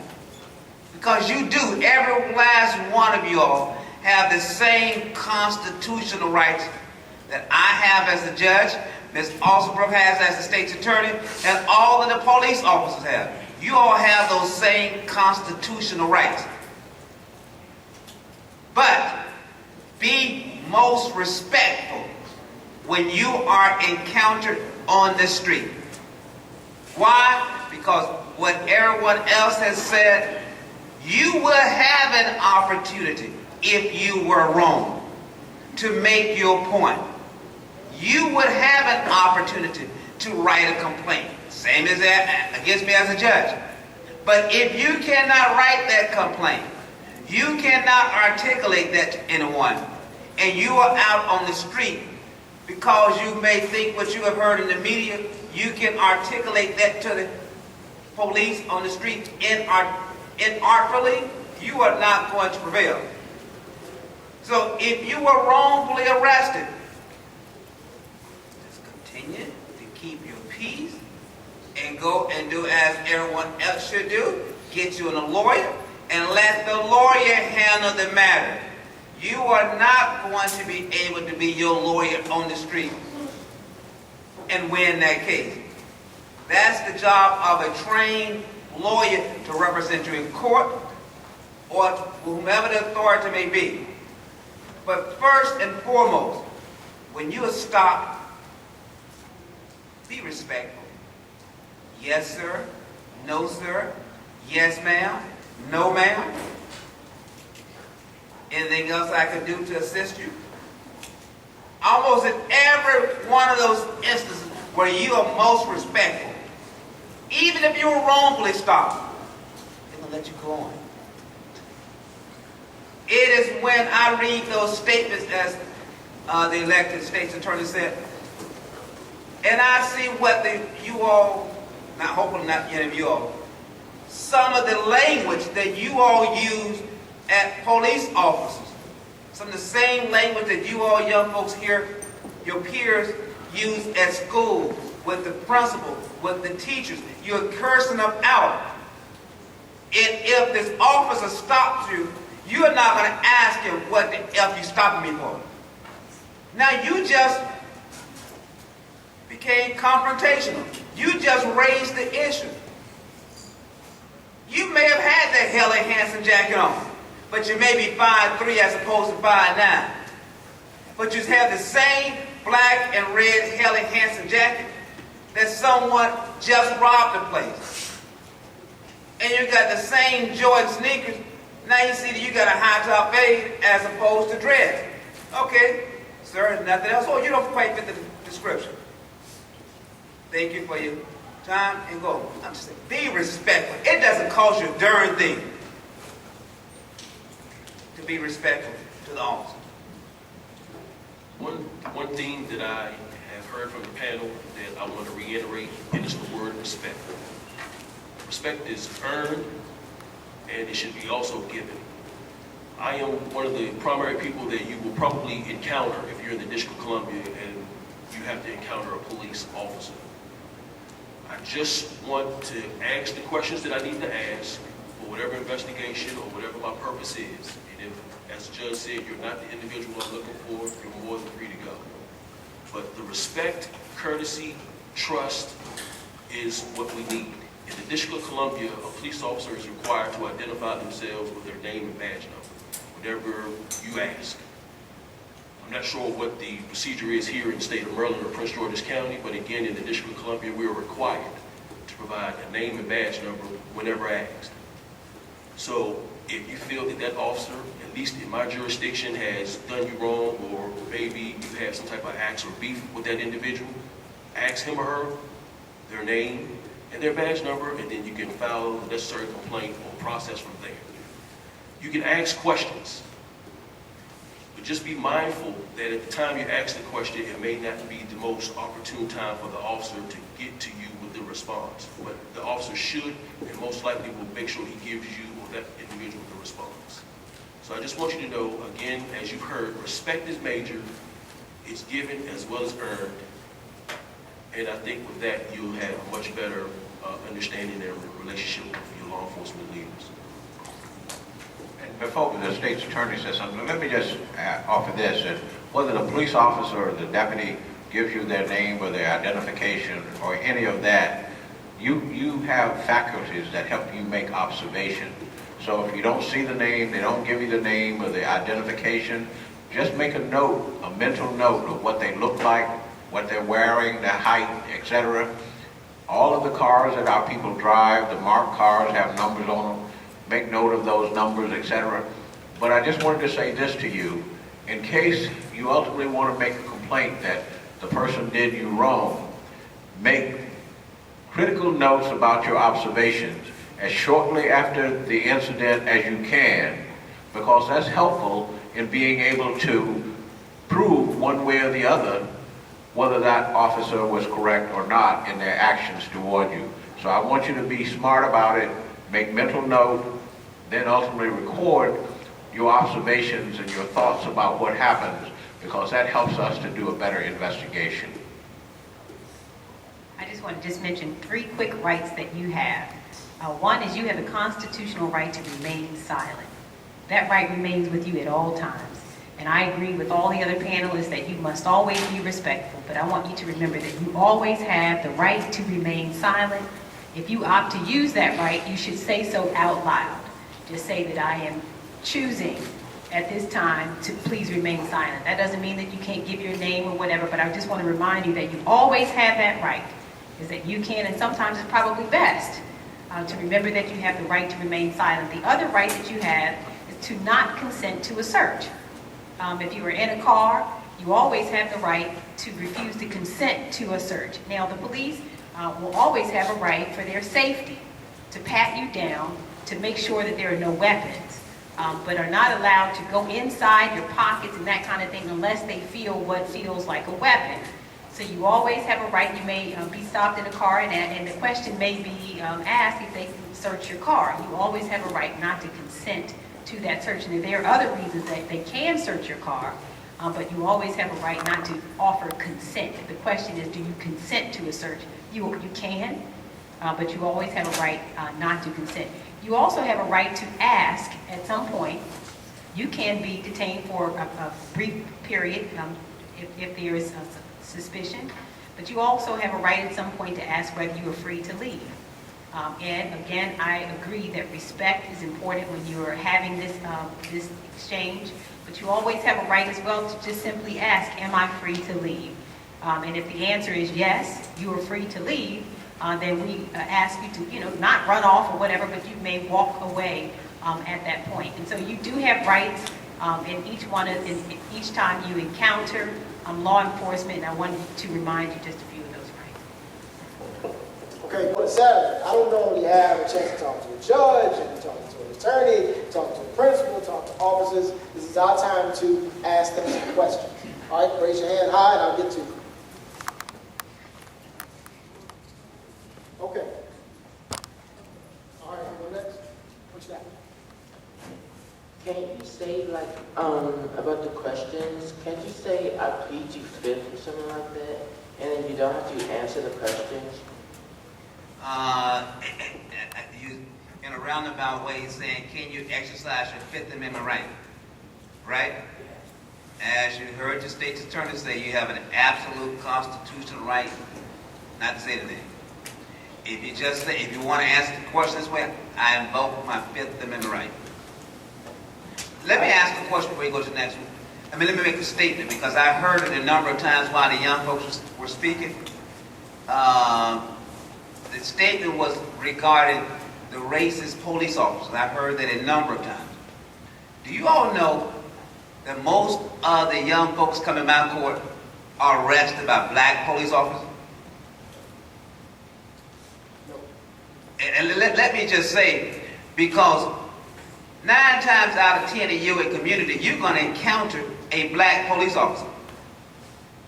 And so, as most of you all also said, the media, what you all have seen and heard on the media, has many times given you all a, and I'm not going to try to tell you that they're not bad officers. I'm not going to try to tell you they're not bad teachers or principals. I'm not going to try to tell you they're not bad judges.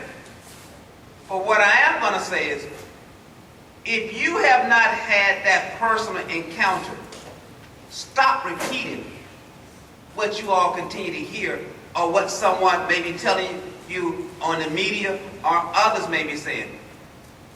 I tell young folks, and I'm going to let you get back to your question because it's important for me to say this. I tell young folks coming to my court all the time, if you don't get an education, you don't make yourself available to be hired. You can never say somebody discriminated against you. If you dropped out of school, and Colonel Rocky went and got his PhD, you can't then tell them, they discriminated against me, they gave it to a white guy, and they're racist. That's BS. So let's stop that. If you go out there, you get your PhD, and you've done the same thing, yes, somebody got a decision to make. But if you out here dropping out of school, you out here coming to your interview cracking gum, you here coming to your interview with your sneakers on, with your Wizards jacket on, while the other person's coming to the interview with their shirt and tie and being most respectful, you're going to get it. But I want y'all to stop saying and repeating what y'all hear other folks repeat or heard.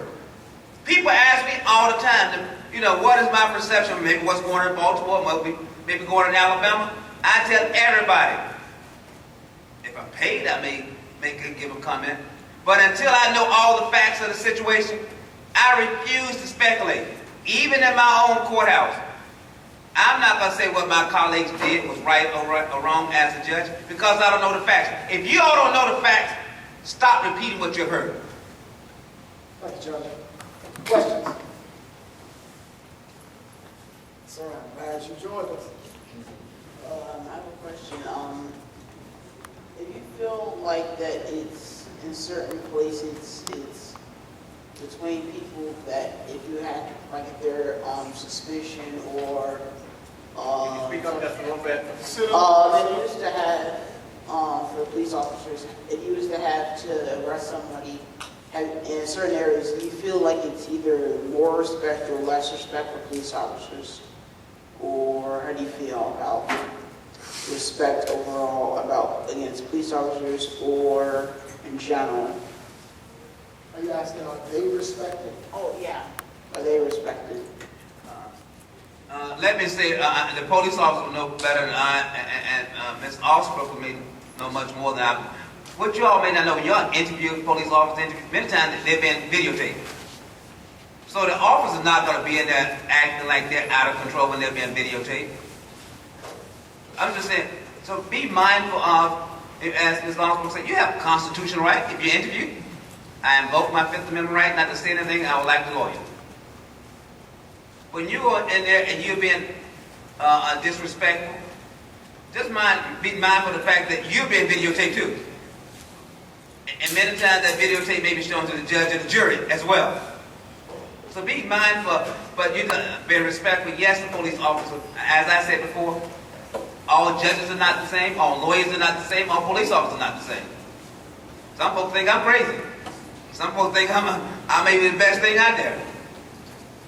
But officers are different like everybody else. So that's why I cannot get off being respectful. Why? Because if you are respectful, you all not going to get in that car that you know is stolen. If you all are respectful, you're not going to let your colleagues curse out the principal. If you all are respectful, you're going to tell your colleagues when they get ready to rob somebody, hey, you know that's wrong. And because you said that, you're not going to be in court as a co-conspirator. You're not going to get charged with robbery. So I just want you young folks to understand. You all need to respect yourselves, respect your community. Because when I open those files at court, the first thing I look at your address. You know the next thing I look at? I look at the address of the victim. You know, the thing you hear on the TV other than what's going on right now is international terrorists. You all are terrorizing your own darn community. I look, you break in the house right next door to you, and if people walk out the house every day, you're looking at them. You steal the car right across the street from where you live. You assault the young lady right in your school you got to go to school with every day. You rob somebody's mother, grandmother getting off the metro coming right in your community. And I never say go to Potomac. I said respect your community. People, you all are throwing trash on the ground in your own community. If the trash is on the ground and you didn't do it, guess what? Your friends who are coming into your community destroy your community. Your friends are coming in, they're leaving your house, breaking into your friends and relatives' home. Respect. Tell them we can't deal with that. If they're not going to respect your community the same way you respect it, you're not going to have this trash on the road. You're not going to have somebody breaking in your home. You're not going to have somebody breaking in your neighbor's home. Because you all are not going to tolerate that. You're not going to tolerate that. Then you don't have to have the police officers over there every 15 minutes. Because you all are not having folks in your community commit those kinds of offenses. And have the officers over there stopping you all because you may fit the description. Let me just add this. One of the things we do is we teach and train police officers and deputies what the rules are. And so whenever someone is arrested and brought into custody, they have rules that say what the police officer must do, like advise you of your various rights and those kind of things. And in our interview rooms, when a prisoner is brought in, most of those are videotaped. We also have in police cars video cameras.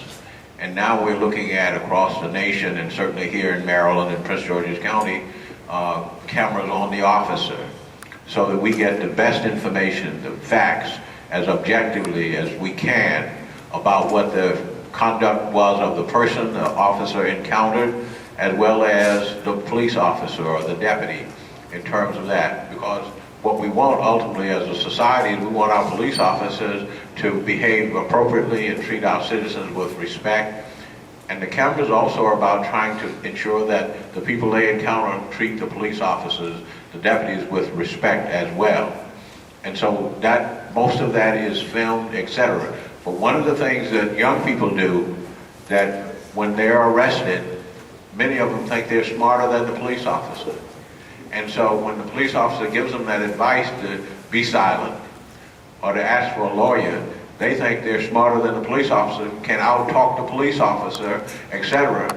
But that's not the case.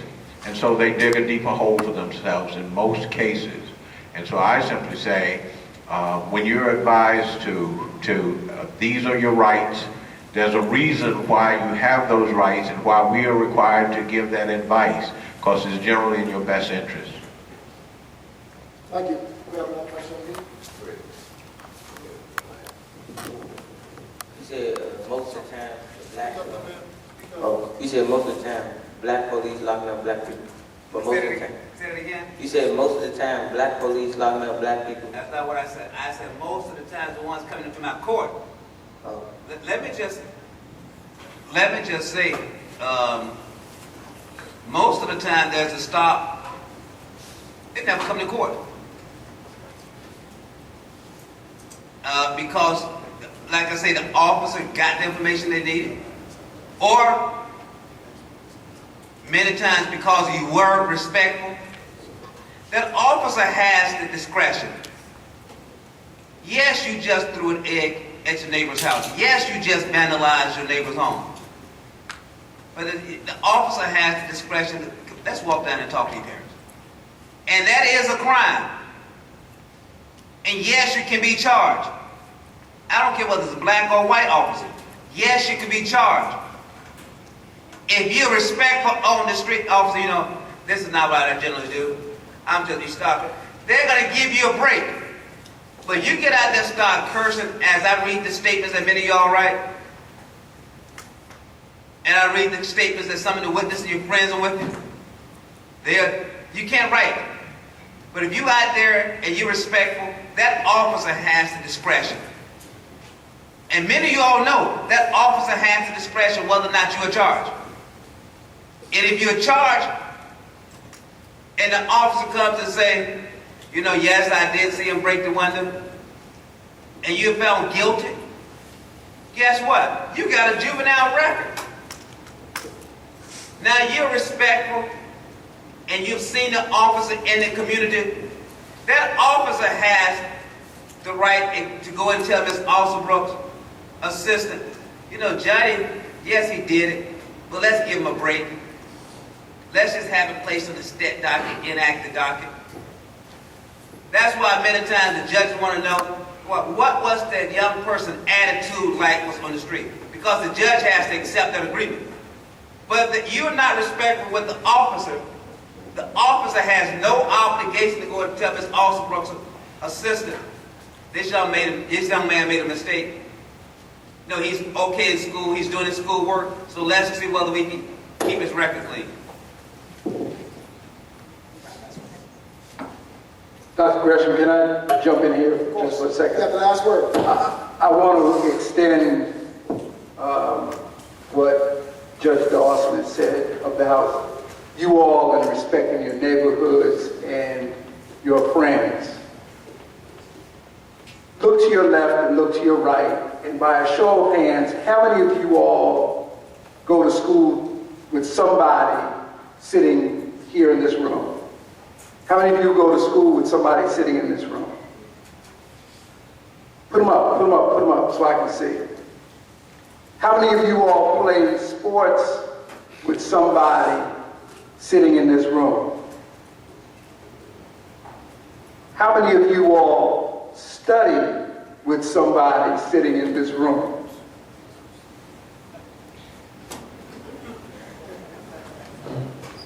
Okay. If you can go to school with somebody, if you can play sports with somebody, you can study with somebody. That's going to make you all better. Believe me. Believe me. Other students are doing this. Quick story. I have twin boys. They're getting ready to go into high school. One is going to a private school, One is going to a public school. The public school is Flowers. Got into the science and tech program. There are about 5 or 6 young people that he knows that have played baseball since they have been 5 years old that are going into Flowers as 9th graders. They will probably be state champions in the next 2 to 3 years. I told those 5 or 6 young people, they're a study group before their football team, baseball team. They're going to study together before they put on their cleats, a mitt, get a ball in their hand, and a bat in their hand. That's what they're going to do before baseball season starts. They're going to study together. So for all of you all who didn't put your hand up, when I asked you that third question, maybe next school year when you're going to school with somebody that you know in this room, get together and study with them. Both of you, 3 of you, 4 of you, 5 of you, 10 of you will benefit from that. Thank you, Dr. Thompson. Okay, gentlemen, let's thank our panel by showing them with a round of applause.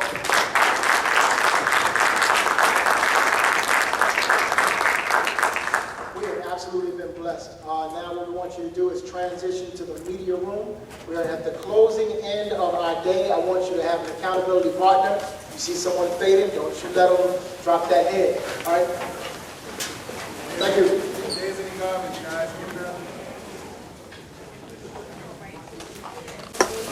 How y'all doing? Good. This is the end of today's last section we're going to go through. This is about college and getting ready for college.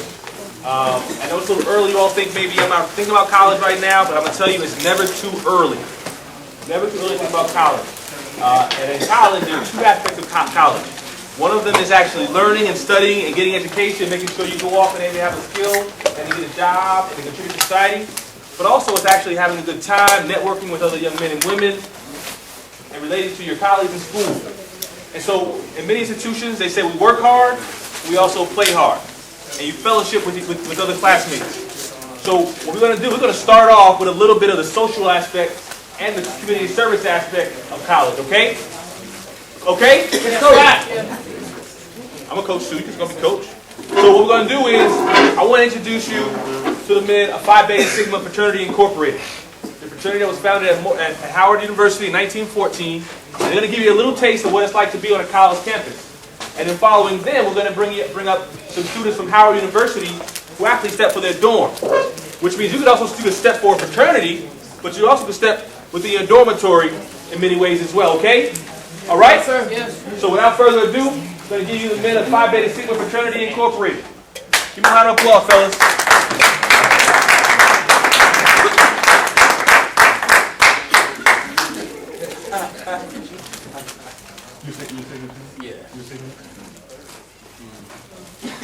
He said not yet, but I can't. Okay, how y'all doing? My name is Chase Shields. My name is Ivan Calabas. Anthony Simmons. We are members of Phi Beta Sigma Fraternity Incorporated, which was founded January 9th, 1914 on the campus of Howard University. Principles of Brotherhood, Scholarship, and Service. Our motto is Culture for Service, Service for Humanity. Okay, our colors are royal blue and pure white. And we have 3 founders. They go by the name of Abraham Lincoln Taylor, Leonard Francis Morris, and Charles Ignatius Brown. Just a little talk about basically the Greek aspect of college life. Joining the fraternity, the first thing that people should know is that Greek organizations were built upon the aspect of service. That was their main aspect, because of course we were founded in 1914. The first, Alpha Phi, for instance, they were founded in 1906. And as you can all kind of know, if you know your history, in 1906, not too many African Americans in college at that time. But these organizations were built during that time, throughout the years. And they were based upon service, bettering, hoping to better ourselves so we can better the community, better everyone around us. For me, when I got to school, one of the biggest things that stuck out to me about this specific fraternity was the brotherhood, and I think that's something that when you all get to college, put that in consideration as well. This is a brotherhood. This is a bond that's gonna last the rest of my life. I'm gonna be talking to these guys almost on a daily basis, you know, until I can't talk anymore, you know. I mean, I see this guy every single day. It's the same thing with my other chapter brothers. It's just something that it's really hard to find anywhere else, you know. And it's just something that it really makes a college career, you know, so much like a lot better, to be honest, you know. Right, and as mentioned before, probably I guess the most important principle we have is scholarship. You know, everyone goes to college to get a degree, so you know, no matter what organization you join, you know, there's several that you can pick from. You know, some of them offer scholarships that can help you pay for school, and then a lot of them have mentoring organizations. You know, like you never know. For example, we have an older frat brother who's a professor on our campus, and I've taken a few of his classes. He's helped me out. You know, he writes recommendations for me, etc. So, scholarship support. Just another little aspect, just kind of he touched on is that, of course, you know, he said on the brotherhood aspect of, none of us go to the same school. Well, I'm sorry, we do not all go to the same school. They go to George Mason University. I go to the Art Institute of Washington. But no matter what, we would still come together to do what is needed. Just like this event here, we were more than happy to come together for this benefit. So along with that, we're going to end with the talking and just show another aspect that we love to do and whatnot. Eight. Okay, 8.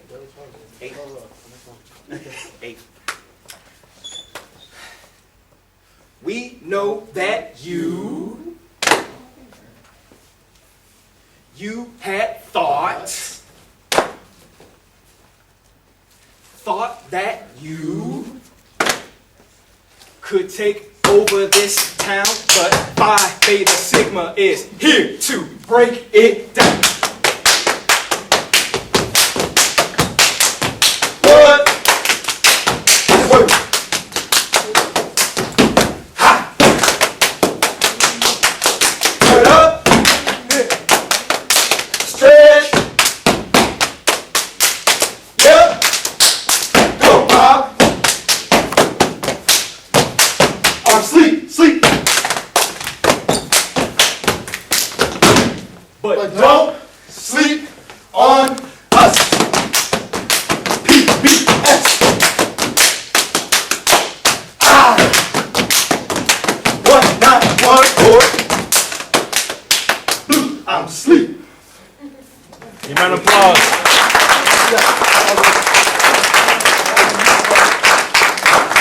How y'all like that? Y'all like that? Yeah. Now, y'all choose to join a fraternity. You all go into a dormitory, particularly at a historically black college like Howard University. You can also step as well. So there's the fellas from Drew Hall at Howard University. You want to come over here, fellas? So these young men actually stay in the same dormitory. And dorm life is also a part of college as well, right?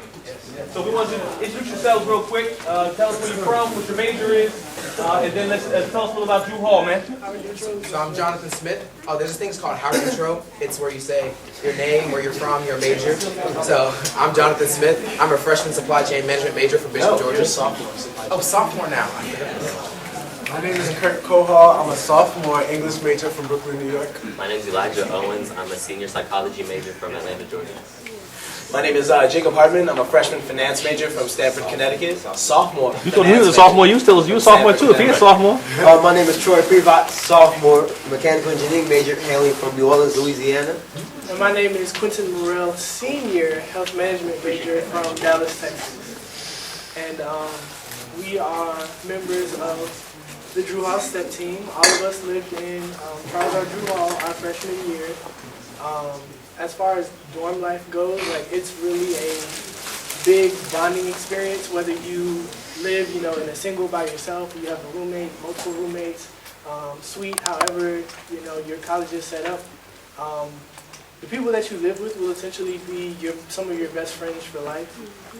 Me and Elijah, we're both seniors. We stayed in Drew together. We slept our freshman year, then we went back and we coached the team that actually won Res Fest, and then we came back to help these young ones as well. So there's a competition you all won. Let's kind of talk about the Res Fest. Yeah. Okay. Well, y'all look fresh out. Right. All right, so I'll talk about it. Essentially, when you're a member of the Drew Hall STEP team, it's an honor and a privilege, and you get to perform at lots of events and do a lot of stuff on campus. But it's all culminating to a competition between all of the residence halls on campus. So all the freshman dorms compete, and we have STEP and stroll teams, as well as other events. But the STEP team and the STEP show is kind of the headlining event of ResFest, and it's something that the entire campus looks forward to. So as members of the Drew Hall STEP team, we had the opportunity to essentially perform for thousands of our peers in Crampton's auditorium. So it's something that is an opportunity that most people don't have at such a young age. So to get that exposure is something that is absolutely invaluable. Great. So with that said, we're going to do a little performance for you guys, so I hope you enjoy. We make our presence known while they sit and try to replicate in case it's in your mind. Allow us to reiterate.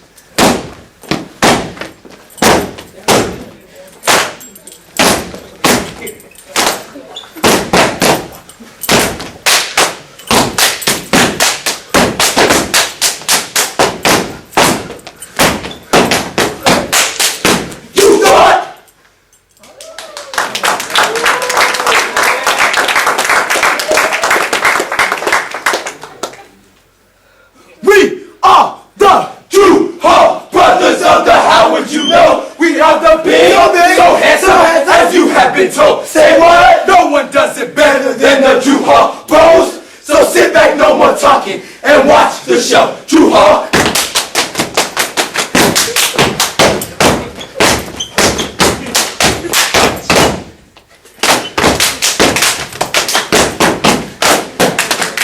Drew Hall. Step.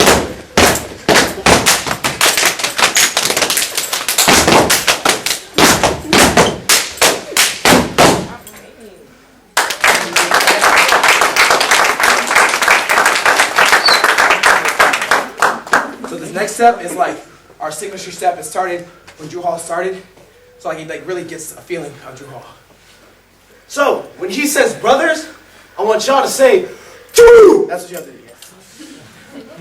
Brothers! You! I said brothers! You! You're better! Get back! Ha! Get out of our we break it on down for my Drew Hall. Y'all better get back! Get out of our way as we break it up down for my Drew Hall. Y'all better get back, get out of our way as we break it up down for my Drew Hall.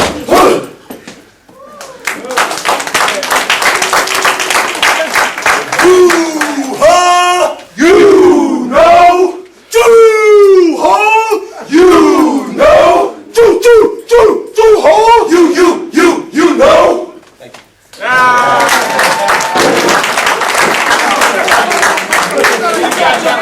Hey, you guys better applause. Hey, come on now.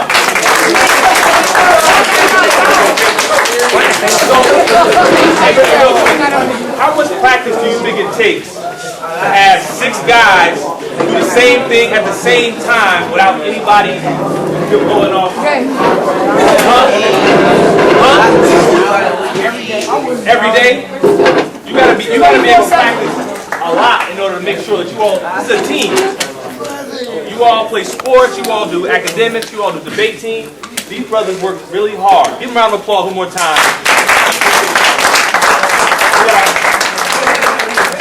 So,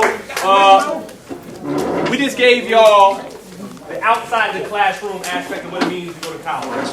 We want to give you a little bit more about how to prepare for college and a little bit about what college is like. And I'll just preface this before I introduce the panel. Have you introduce yourselves. My name is Curtis Valentine. I'm on the Board of Education here in Prince George's County. And me and my colleagues, we govern all the schools in our system. 206 different schools. Many of you are students there. I also recruit from my institution, which is Morehouse College, which is the only institution in the world made specifically for black males in the entire world.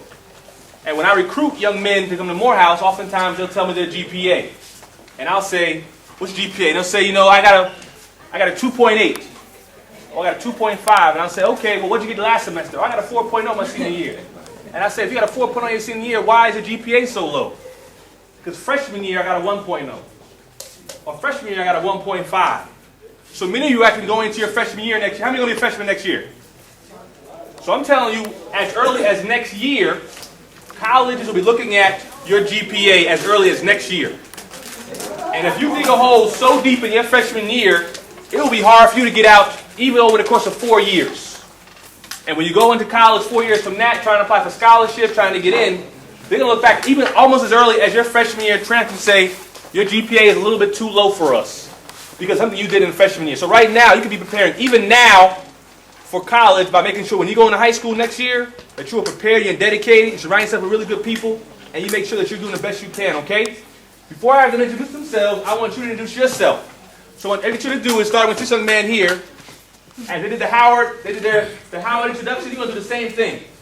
Stand up, say your name, what grade you're in, and what school you go to, okay?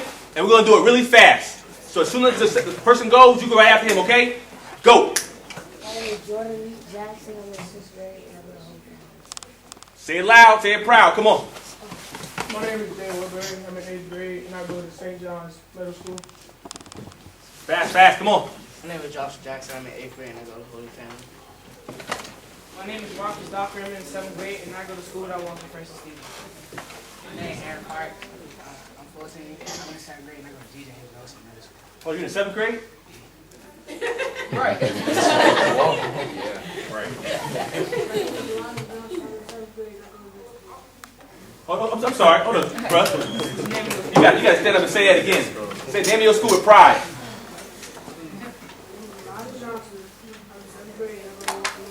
There you go. My name is Isaiah Washington. I'm in 10th grade and I go to Hood High School.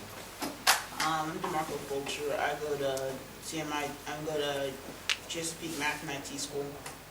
What grade are you in? 7th. My name is Curtis Valentine, and I'm in 5th grade, and I go to John Hanson Montessori School. Thank you very much. My name is Emmanuel Alton. I'm in 7th grade, and I go to John Hanson Montessori School. Curtis, you heard that? John Hanson Montessori right there too. My name is DeAndre Allen. I'm in 8th grade, and I go to Grace Brother Christian School. My name is Demetrius Paul, and I go to Lava High School, and I'm in 9th grade. My name is Adrian Kennedy. I'm 14, and I go to Kettering Middle School, 8th grade. My name is Justin Walker. I'm in the 8th grade, and I go to Richard Spiritual School.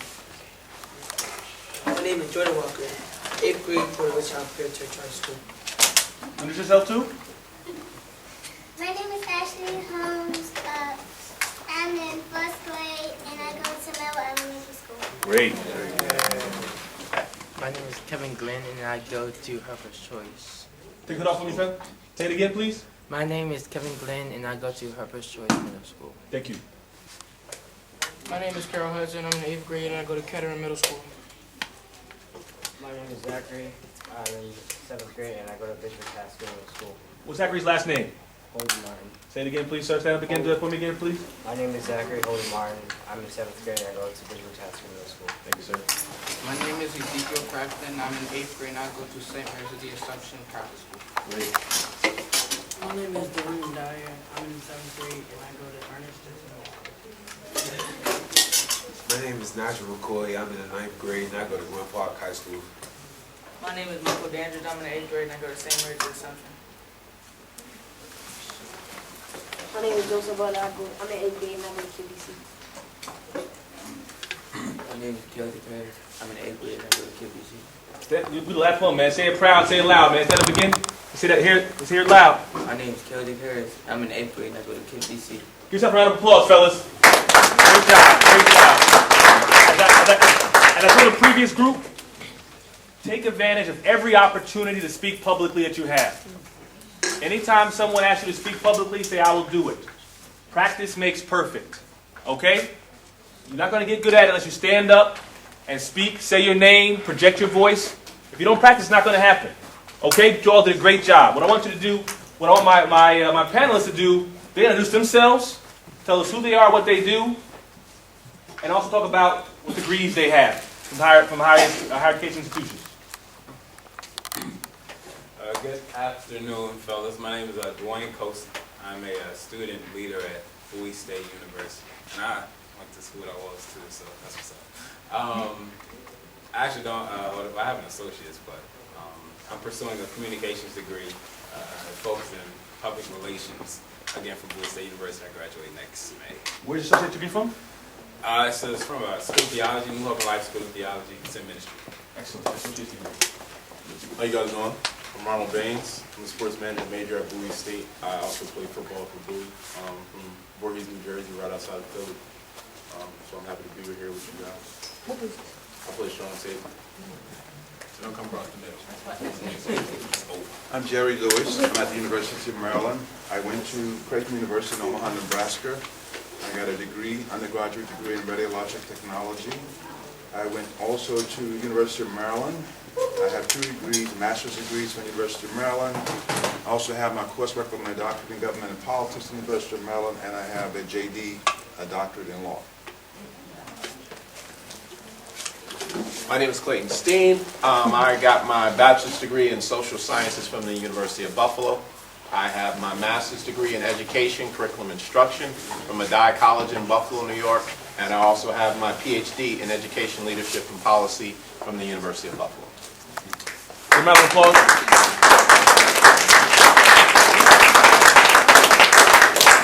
And I am Curtis Valentine. My undergraduate degree is in English literature from Morehouse College, and my master's degree in public policy from Harvard University.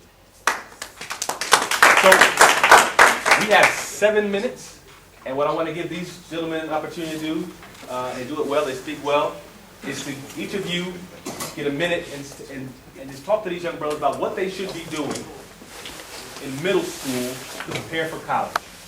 We talk about what you were doing in middle school, courses they should be taking, lectures they should be building.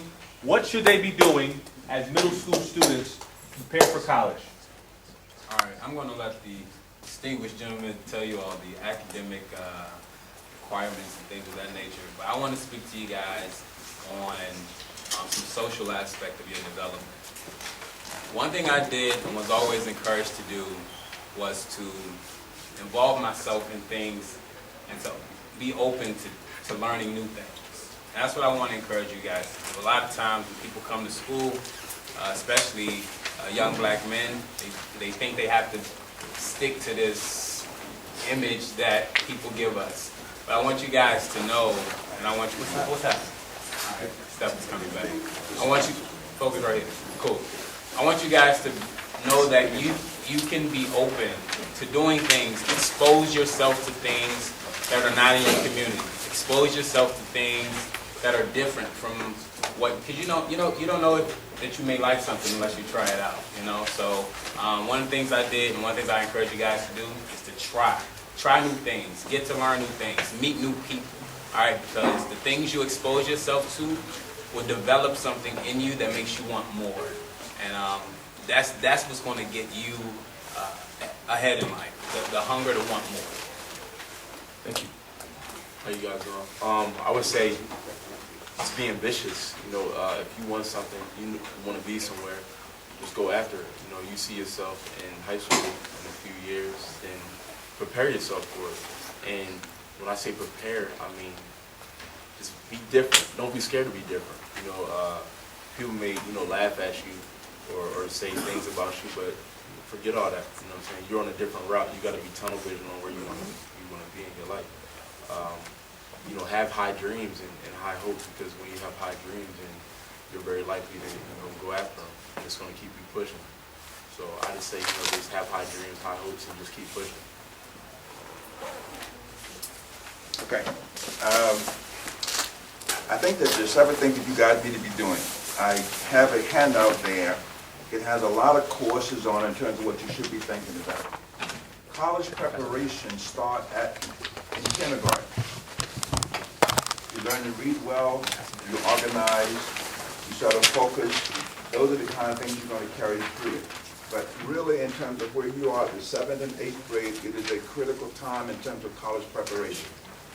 You need to sit down with your parents as you are approaching the 9th grade and make sure you have decided that you want to go to college and you want the best preparation. So listen, gentlemen, here's what I want to say to you quickly.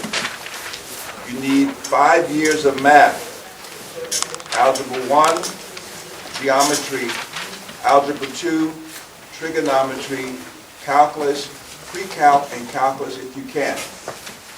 But you need to start taking your math now, because when you get to college, math is the single most course that will predict your success, because it teaches you analytical skills, it teaches you how to figure things out.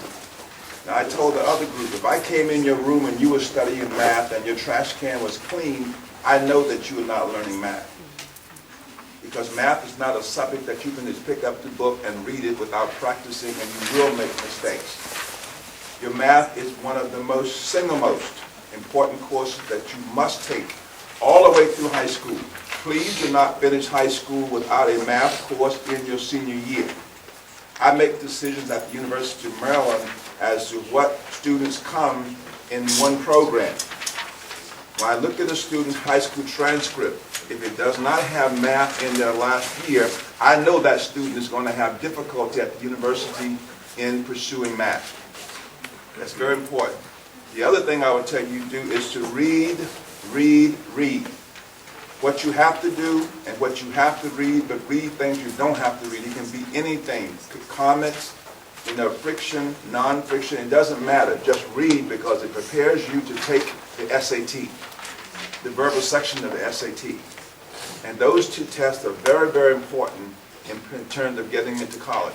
Also, you want to take the pre-SAT and look at your pre-SAT score. See how you did on the verbal side, on the math side, and if you're weaker on the math, that means that you got to really bump it up in terms of what you're studying and preparing in math. You also need to, I'm going to say this and I'm finished. You need to study at least 3 hours a day after school. In college, we expect you to study 2.5 to 3 hours for every hour that you are in class. So if a student has 15 hours in college, which they usually have in a semester, we expect you to study 40 to 45 hours a week. That's a lot of time, isn't it? Okay? But if you want to be successful, if you got your eye on excellence and success, it requires time, effort, and commitment. So that's what I'll say to you, and I'll turn it over to my colleague, and you can ask some questions if you have time. Okay, young men. Learning is fun, the mental. It's fun, and it's mental. Now, what I want to share with you is really how you get the most out of an opportunity like what you have today. When you come to a workshop, when you come to a seminar, when you come to a forum, you're coming there to get something. But you got to kind of look at it like you're looking in the mirror. Okay? And think about it. How many of you want to be basketball players? How many of you thinking about being football players? Now, the rest of you, think about whatever person to whom is at the height. The best basketball player is whom? Ever. Michael Jordan, LeBron James, whomever that person is. Same thing for football, etc. What you got to do is you got to come to these type of events like you're looking in the mirror. And if you look in the mirror and you look across and you saw, when you looked in the mirror and you saw Michael Jordan, for example, you would smile, right? Because you would see yourself being Michael Jordan. And if you're looking across in these presentations and you see somebody and they are quote unquote Michael Jordan, or at least or at least someone that is an expert in their field. And the same way you look at Michael Jordan, you're going to listen to what they have to say, right? But you're not listening to what they have to say because you want to hear it from them, but because you want to internalize it for yourself. So everything that you're hearing up here and everything you've heard all day, you need to take it away for yourself. Okay? We're not here to lecture to you. We're here to hopefully give you something. I work in enrollment management. How many of you thinking about going to college? Show of hands. Now the rest of you need to have your hands up. Because if you're thinking about careers and you're thinking about opportunities, it starts with college. If you plan to go to college, what you need to do is you need to embrace opportunities like this to learn about what's been shared. Because I don't want to labor the issue. Courses that you need to take and putting effort in those courses. But you have to make it fun, the mental for yourself. That's what the experience is. College is fun, but there's a mental aspect. And if you plan to go to college, take that approach in high school. Make high school fun for you, but please make it mental. Round of applause for these fellas again. Any questions? Any questions in the audience, you guys? One question here. Go ahead, sir. Good to try to think about a college to go to now that's following in your career, or do you think you should wait to maybe hike into early high school to think about that? I think you should think about college now, right? Not one college, but what it takes to lay the foundation to get into a college. And what that sheet tells you is that if you were to pursue those 3 years of foreign language, 4 years of English, 5 years of math, social studies for a couple of years, you're going to have the foundation to get into many colleges, and the determining which college you will be able to choose will be based on how well you prepare yourself. Let me tell you this, a C is never good enough, and particularly for young black men. You must strive for an A. If you have to fall on a B, make sure you don't stay there the next time. You must strive for an A. A C is never good enough. Any other questions? Say if you get a scholarship to go to a college, do you still major in some things? Of course. Every college student has to decide what he or she wishes to major in. Sometimes students come in knowing that the first year. Sometimes it takes students to sort of figure out things the second year. You don't want to go much beyond the second year to do that. But a scholarship not only requires you to have a particular major, but it also requires you to maintain a certain GPA. Last question here. Do the people that play sports, do they focus on the sport they play, or their schoolwork? I mean, it's a student athlete. You know, student comes before athlete. So if you don't have the grades, then you can't play on the field or you can't play on the court. So you gotta get your grades on the court. You gotta get your grades up, bro. And let me just add, not only do you have to get your grades up and get ready to be an athlete, you have to always remember, young man, I'm talking to you, hear me? Yes. You have to always remember that you're healthy today and both of your legs are working well. But that's not a guarantee tomorrow. I want you to keep that in mind. So don't just focus on the athletic part, focus on preparing with the broadest foundation to do whatever you want to do, including athletics. Thank you all. You all can ask these gentlemen questions after we wrap up. I just want to say, give yourself a round of applause for being such One statistic. In Prince George's County Public Schools, if you do not pass your 9th grade English course, or you don't pass 9th grade, there's an 85% chance you won't finish high school in 4 years. If you don't do well your freshman year in Prince George's County Public Schools, particularly your English course, because you need 4 years of English to graduate, and you fail that course, there's an 85% chance you will not finish high school in 4 years. I'll just leave you with that. Next year, your freshman year, is an incredibly important year in your academic career. Take it very seriously. Dedicate yourself to your studies. Ask for help if you need it. We're all wishing you good luck. We're already proud in advance of all you're going to do. We're looking forward to rooting for you. Okay, fellas? Round of applause, man. Y'all have a good day, fellas. Thank y'all. Good afternoon, everyone. On behalf of the National Harvard Chapter of Jack and Jill of America Incorporated, we first would like to thank We really like to thank all of our dads under the leadership of our Father's Auxiliary Chair, Mr. Tucson Hutchison. Can y'all give him a hand of applause today?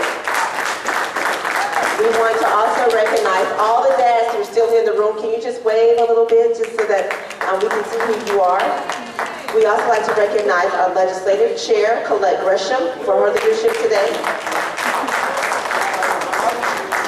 And there are a number of individuals who helped to organize this program today, and we want to acknowledge all of them for their work and their effort. We'd also like to recognize our liaison to the Father's Auxiliary Committee, Ms. Veronica Hutchison.